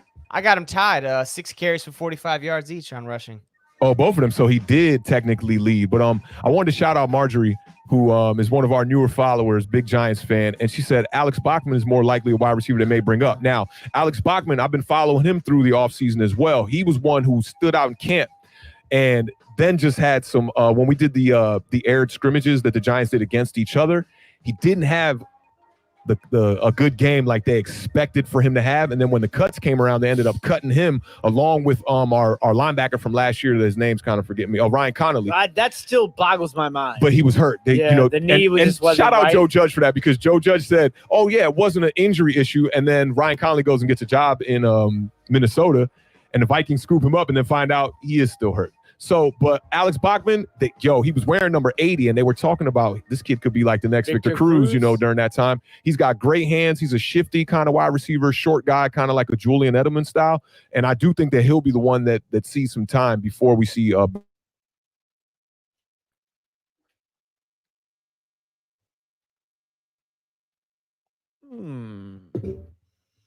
Still there? Yeah, we're here. You can take it to the next topic. I was just rounding it off by saying that Alex Bachman is probably going to be the guy who's going to see more snaps before Benjamin Victor gets to see any time on the field. You're right. And David, I see David kind of down in the chat here. I saw him on Entertainer's channel a couple weeks ago with Awthentik. They did like a roundtable discussion. This guy definitely knows football. He's saying you can't judge a quarterback till after 3 years and don't give up till after 4 years. I agree with that sentiment, especially you get a quarterback from Duke. These receivers that he was playing with, they're like investment bankers now on Wall Street or something. Like, he wasn't even playing with any NFL talent. You got to give Daniel Jones time when it comes to it. Oh, man, and he had big drops over there, Duke. Like, man, those wide I remember watching his tape in Daniel Season's rookie year right before the draft. Yo, he dropping passes right on the money, and these wide receivers dropping passes. I'm like, man, I might be able to get a job if I get into Duke. I was going to say, you can't get into Duke. That's the main problem about that. You can play for them, but you can't get into Duke, man. I hate Duke. Yeah, Tim's a NC fan. No. Well, used to be, maybe, right? Yeah. Well, I'm a Maryland Terps fan. We hate Duke. Sound like you be flip-flopping a little bit. Ain't no flip-flopping. And in college football, it's all about Notre Dame. There ain't no flip-flopping there. You're right about that. Sure. Let's take one more commercial break, and then we're going to wrap the show up with Dallas, Cleveland. Hang tight for us.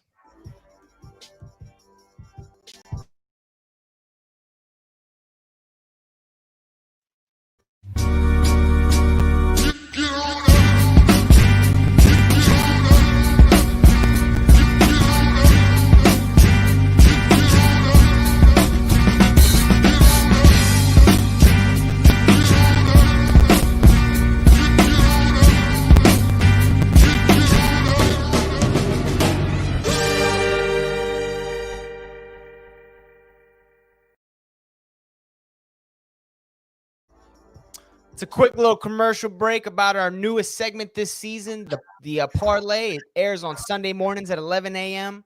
Tune in to see us live talking about the most up-to-date fantasy advice and sports betting advice you can get on the web.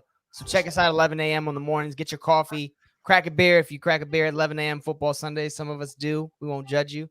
Check us out for that new show. Hey, Scotty, let me ask you a question real quick. I got a quick little trivia for you. Yeah. So the Giants are 0-4 now, along with a few other teams out here that I'm sure are not ditching and thinking they can't make it to the playoffs. Who is Leon The last Spinks? team to make it to the playoffs that started with an 0-4 record was in 1990. Got any idea who it was? Can I get AFC or NFC? AFC. Well, it wasn't Buffalo because they were vicious. Tim, you could join in too. Don't look at my notes. I know who it is. New England Patriots.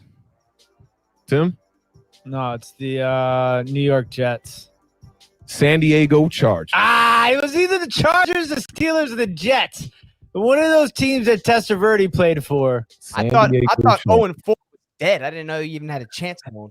So go Yeah, Houston. so we got a chance. And one more team this year, getting thrown into the mix on each side. So, yeah, Giants still got a chance. We still got to fight, man. We got to win some games. Shit, I was thinking more Houston. Can't buy beer here in West Virginia till 1 p.m. on Sundays. Wow. Used to be like that liquor in Maryland, I want to say, right? You couldn't. TikTok used to be closed on Sundays. Yeah, I remember that. And TikTok, the best of times and the worst of times. David said West Virginia sucks, then. Come on over to Maryland, man. We're right across the border. You can catch us there. The last game we're going to recap, Dallas Cowboys fell to 1-3 on the season. They lost to Cleveland 49-38. I tried to tell you guys last week on our Thursday preview show, Odell Beckham Jr. was due for a day, and boy, did he have it. 3 total touchdowns. The Cowboys let Cleveland run. Pause for effect. 307 yards. It was the most rushing yards allowed in Cowboys history. And that's with Nick Chubb going down in the first quarter with an injury. I mean, the Cowboys, I don't really know what's going on right now in Big D. This is ridiculous. Dak Prescott had his 3rd straight game of over 450 passing yards. He's now on pace for 6,700 passing yards and 30 touchdowns. Yeah, which was shattered, I believe, a record from Drew Brees by over 1,000 yards. Do you guys want to hear a good one? Give me Prescott's stats when Dallas is leading this year? Do you think they're good or they're bad? They're bad. I'll tell you right now, they're non-existent. He's 1 of 2 for 11 yards. Non-existent because they're never winning. 1 of 2 for 11 yards. That's how often Dallas has been winning when Dak Prescott's taking snaps. When he gets paid this offseason by Dallas or somebody else, he got to cut a check to defensive coordinator Mike Nolan. This defense is giving up 36.5 points a game right now. I mean, nobody knows what's going on. I'm telling you, it's absurd. The beard, man. 36.5 points? Yeah, it's crazy. Legitimately, it looks like Dallas is playing 2 men short on defense. They really can't stop anyone right now. Is there an answer, or is it just not enough talent on defense? What's going on? There's no answer. If you ain't figured out an answer by now, I mean, 4 games in. It's not. Yeah, but I'm saying there's nothing. It's not like there's been 1 game of 30, 1 game of 14, question. Another game of 20. It's literally they're giving up 30 plus points every game to it's just, and it's running, it's passing, it's not like they have a bad run defense, but they have a good secondary. It's not like they have a bad secondary, but they're stopping the run. They can't stop anything. They can't stop nobody, nothing. The pass is really killing them. Listen, you know what's crazy is the NFL really isn't like in baseball, right? And basketball too. The trade deadline is really important. You have buyers and sellers, right? In the NFL, when is the trade deadline? I want to say it's in November. Okay. But in the NFL, you don't really see trades, right? Especially mid-season trades. They need to make a trade. ASAPalus. Well, that's the answer right there. That's the answer. They need to add somebody. They need to get some personnel. And in the beginning, you said there wasn't an answer. I was about to say, I don't know if you remember how dismal the Giants' offensive line was the first 8 weeks of Eli Manning's last season. And then they signed Jamon Brown from the Rams, and it completely changed this offensive line. Dallas needs to make a splash move somewhere in the secondary, maybe 2 moves. And look at what Dave Gettleman is doing in our secondary when players are going down. He's finding guys that are out there that don't got jobs that can come in and ball out and at least ball better than the personnel that you have out there on the field right now. I mean, 36 points a game. How are you supposed to win? If y'all checked out the parlay on Sunday, I said, quote, if the Cowboys keep them under 30, this will be an easy win. I mean, you Cernak mentioned in the chat, you are one crazy game from Atlanta away from your 0-4 prediction being right about the Cowboys. Authentic. I just thought about that too. That's crazy, man. Salute, bro. That's impressive. I'm telling you, I saw it with the schedule and then the personnel. And I didn't expect CeeDee Lamb to be such a splash pick. I mean, that kid is fire.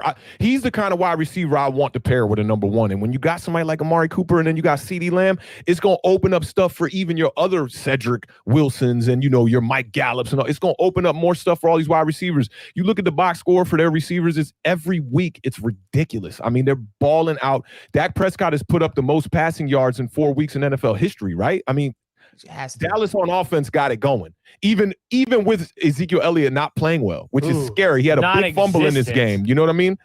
I don't think he's had 100 yards yet. He got close. He had close to about 80, 90 yards, which, if you were winning the games, you would see a lot more out of Ezekiel Elliott. So I understand that's why he's not getting the workload that he's used to getting. You got the new coach, Mike McCarthy, in there, and then you're playing down every week. I mean, that stat you just said, 2 throws, whatever it is that Dak Prescott has while leading games, it's just ridiculous. That is the stat of the week for sure. Like, that's insane. Yeah, it's a great stat.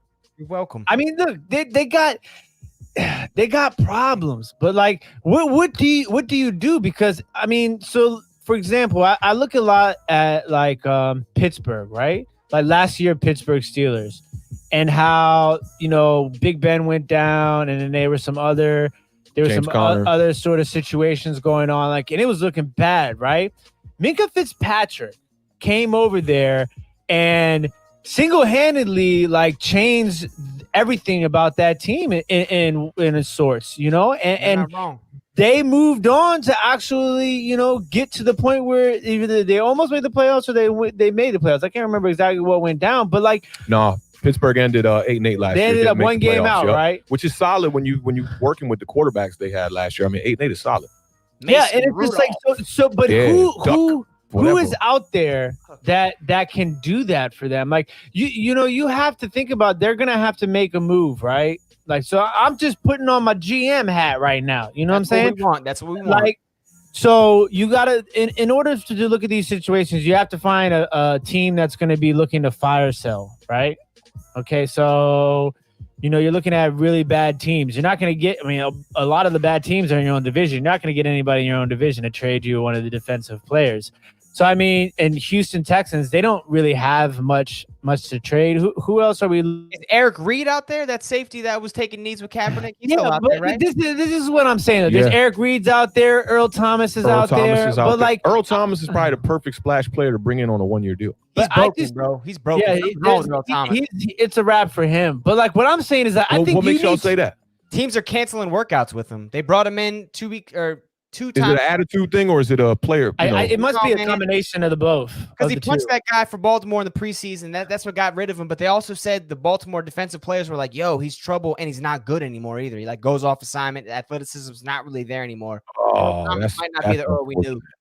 Yeah, it's definitely unfortunate because we all know him from the days of the Legion of Boom. But what I'm looking more at a player that is playing on a team like Minkah Fitzpatrick. Somebody who the Cowboys are like, okay, we're gonna give up a draft pick, we're gonna give up something. They might be able to give up one of those wide receivers like a Michael Gallup or even the Cedric Wilson.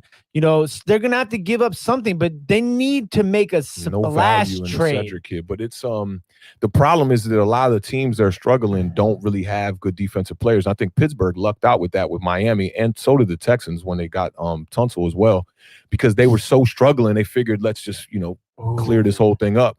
I don't see Dallas being able to find an out like that. And you said the trade deadline is going to be by 7 or by November. I was thinking around week 7, week 8. I think you're going to have to do it in free agency, and you got to just go find players that are familiar with the system. that's what Joe Judge and Dave Gettleman did over here in New York. And I'm not saying we have a great defense, but you see it changing immediately. I completely understand. And if you look at Kansas City, what they did when their defense was down around the bottom of the league and they lost the championship game and they had to come back, I mean, they went and did it in the offseason because they addressed the issue when it was time to address it. You can't wait till the season starts to then try to get the splash trade. You got to do that in the offseason or find a splash free agent, which they did in Honey Badger, and you see how that's coming up for them. I mean, balling out. Their defense looks like a whole new defense, just like you said about Pittsburgh with Minkah Fitzpatrick, but I don't know if there's players out there like that. So I think you might want to. Who's the defensive coordinator over there in Dallas now? Mike Nolan. Mike Nolan. So you probably want to see people that are familiar with his system, man, and secondaries where it seems to be the biggest issue for them. So this is the big thing that they've been talking about in Dallas. Last year was Rod Marinelli. Apparently, Rod Marinelli, defensive coordinator for Dallas last year, ran like 3 defenses. That's it. I mean, it was simple. A, B. We're running A, B, or C defense. That was it. Yeah. Mike Nolan is completely the opposite. Blitz heavy. He's got tons of packages. One of the deepest D coordinator playbooks in football.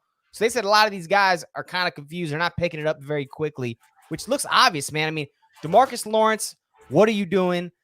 They got a couple linebackers. Jalen Smith. He was a beast 2 years ago. Now he looks slow. He looks slow. No Van Der Esch out there too. That's hurting that whole defense. Or Sean Lee, yeah.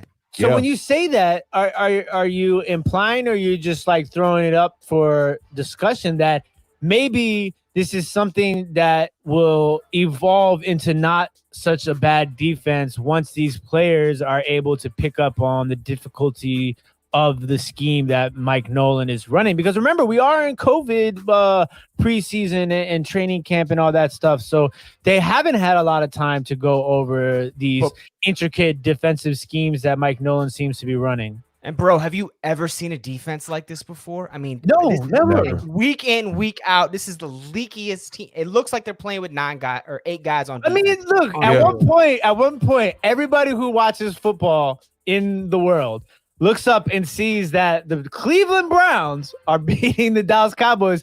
Was it like 31-14 or something at one point? You're just like, that's happening.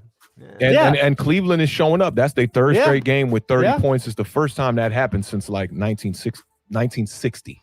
Let me get our last question. That's crazy. That's crazy to hear. Let me get our last question into the beard. Awthentik, I want your take on it too, and then we're going to wrap the show up. We're running a little bit late. Cleveland rolls up a 50-burger. They didn't even have one player eclipse 100 yards rushing or 100 yards receiving. And Baker Mayfield only threw for 165 yards. Think about it. That's kind of crazy. Wait, what? Well, you got Jarvis Landry. It's not a question. They just spread it around. I know. I'm just saying the way that. But Jarvis Landry, gets the touchdown throw to Odell Beckham, lefty, looking Steve Young like. That throw was right on the button. And then you can't forget the reverse to Odell Beckham, which was probably 65 yards, which looked like it was just going to be a conversion on third down. Odell Beckham sees some light, and you don't want to leave him that kind of tunnel to run through, and he runs through that. So, I mean, that makes up for some of the lack yards, at least. Right. So the beard, very effective. So the beard, is this finally the Cleveland offense we were promised 2 years ago? Dynamic, explosive offense? I mean, look, I think they might have finally actually made a good decision on their head coach. I think he wants to run the ball, and his name? Weapons to do it. Stefanski. Yeah, that's basically what I said. Serge was so big on him, bro. He was telling me, because he's from Minnesota. Yeah. And Serge remembered him like back when Serge was playing in the league. And he told me about him. He said, just give him a couple years. Watch. He's got a very intricate scheme on offense. You're going to see what that boy can do. And like now his name, I'm hearing his name ringing around all the major networks now, whereas a couple years ago, you weren't hearing that name at all. The Giants tried to interview him like 3 or 4 years ago for a coordinator position, and the Vikings denied their ask. So, I mean, this guy's been sought after. Cleveland might have landed a nice coach here. Yeah, I think so. That's 2 weeks in a row, too. You've seen their offense looking pretty decent. Does anybody know what? I still don't know the exact diagnosis. Chubb is a sprained MCL. I want to believe they say it's a 6-week timetable. So I was going to bring that up too. You just saw him clicking on all cylinders for maybe 1-2 games, 2.5 games there. Without Nick Chubb, that's going to be major. But there was a young kid who filled in for Nick Johnson, Chubb, and he did well. Johnson, and you got Kareem Hunt there. Obviously, you can ball out with Kareem Hunt. That ain't nothing. I think the kid's name is Deontay Johnson. I mean, something like that. Chuck went down in the first quarter, and the Browns only had 14 points. He had 95 yards rushing on like 8 carries. Stefanski, baby. We'll see. That division, Browns, Stacked. Ravens, Steelers, and don't forget the sleepers. Those Cincinnati Bengals who got their first win of the season. Yeah. Congratulations, Mr. Burrow. Yeah, that's a good one by Burrow. If you call Washington, I mean, also, man, Dallas, they got to clean up and get more turnovers. You know, right now they're -7 in the turnover ratio. And you could turn the ball over. If you want to be that kind of offense that, you know, you high-powered like that, you got to expect a turnover maybe or 2 a game. You could be that. But on defense, you're going to have to force some turnovers too. And they're definitely not doing that. And I think that gives the Browns a bit of balance on their team because that defense got a couple names on. I heard somebody was saying they had one of the worst secondaries and whatnot, but they do got Denzel Ward back there. And you got Myles Garrett on that line. Myles Garrett has 3 straight games with a strip sack. I think he's now tied for number 1 for sacks, right? Yeah, he's got 5. So, I mean, that's great for them. CeeDee Lamb, though, I mean, I want to point out some standouts from the offense, man. CeeDee Lamb, 5 catches, 79 yards, 2 touchdowns. Amari Cooper, 12 catches, 134 yards, 1 touchdown in a loss. The Browns go up 31-13 at the half, and that game is pretty much over. But like I keep telling y'all all year, don't give up on Dak. He's going to try to get him back in this game. But they really, really, really got to do something about that defense over there. And I'd say address it through free agency, man, and hurry the hell up, man, before this gets out of reach. Because right now you got the Eagles sitting atop the division with a tie and a win. 1-2 and then you got the Washington football team behind them with 1 win looking terrible, like looking like they should be the bottom of the division in a division that's just terrible this year. I just can't unfold any other way. I mean, this division is just terrible. I mean, we're only a quarter through the season, so hopefully this could change. Maybe Dallas could get it clicking. Maybe the Eagles get it clicking. Well, the good Giants, news, maybe we can get it clicking. Defense looking all right, so we'll see. The good news is this weekend, the NFC East is guaranteed at least 1 win. Oh, yeah. We got to see them Dallas Cowboys. Not the pressure's on the Cowboys. Y'all, if the Cowboys go in and lose to this Giants offense, after your offense been lights out, people going to be looking at y'all crazy. It's going to be hot. They going to look at y'all crazy. It's going to be different. Let's say goodnight to everybody. The Beard Man, say peace out. Hey, thank you guys, as always, for joining us. It's been a lot of fun. Shout out to everybody on Facebook, Periscope, Twitch. Don't forget, if you guys don't mind, hit that thumbs up one time on your way out the door. We're going to be back on Thursday night. So make sure you guys join us Thursday night. We're going to go take an in-depth look at all the matchups in the NFC East, as well as that Thursday night football game. Just want to thank everybody in the chat. You guys are awesome. And I'll pass it to Mr. Awthentik. Yeah, man. Thank you to everybody in the chat tuning in, man. I saw some new faces. I saw a couple Philly fans out there. That's what's up, man. Definitely trying to get some more involvement from other cats from the NFC East division. And I want to end the show, man, just by a major salute to my man, Joe Judge. I definitely think Joe Judge is the coach for this team going forward. With 4 minutes left in the game, he opted not to kick the field goal down by 8, and I broke it down, and I think that was the right call because the Giants only had 1 timeout left. You got to maximize your opportunities to get field goal right there. You kick that field goal right there, you're still going to be down a touchdown. You're still going to have to put the ball in the end zone with a touchdown. So I commend him for making that call on the spot. A lot of Giants fans didn't like that in the entertainer broadcast, play-by-play. And I thought it was just a great call by him, and it showed what kind of coach he was because you got to maximize the opportunities. And last but not least, I want to send a salute to the dude Bad Dog one time because he's going to be doing the Lakers game tonight. So if you need a little play-by-play, go check out Bad Dog Sports. He's a big Giants fan that I always like to shout out on my channel because he's always shouting us out. Has brought a lot of viewers over to our channel as well, man. So yeah, if you want to check out that Lakers game, I'm looking to see LeBron go up 3-1. Go Heat. All you LeBron haters, sit down. You know what I'm saying? I want to see LeBron do it up, get himself another ring, and that label is the GOAT. I want him to get that, man, because I was a Michael Jordan guy, and I want to see LeBron eclipse that. He's playing, represent for all the OGs out there, man. So once again, thank you to everybody in the chat, and thank you to everybody who subscribed to this channel, man. Make sure to check us out on Thursday. We're going to be here 7 o'clock. Same time, and Sunday for the parlay as well.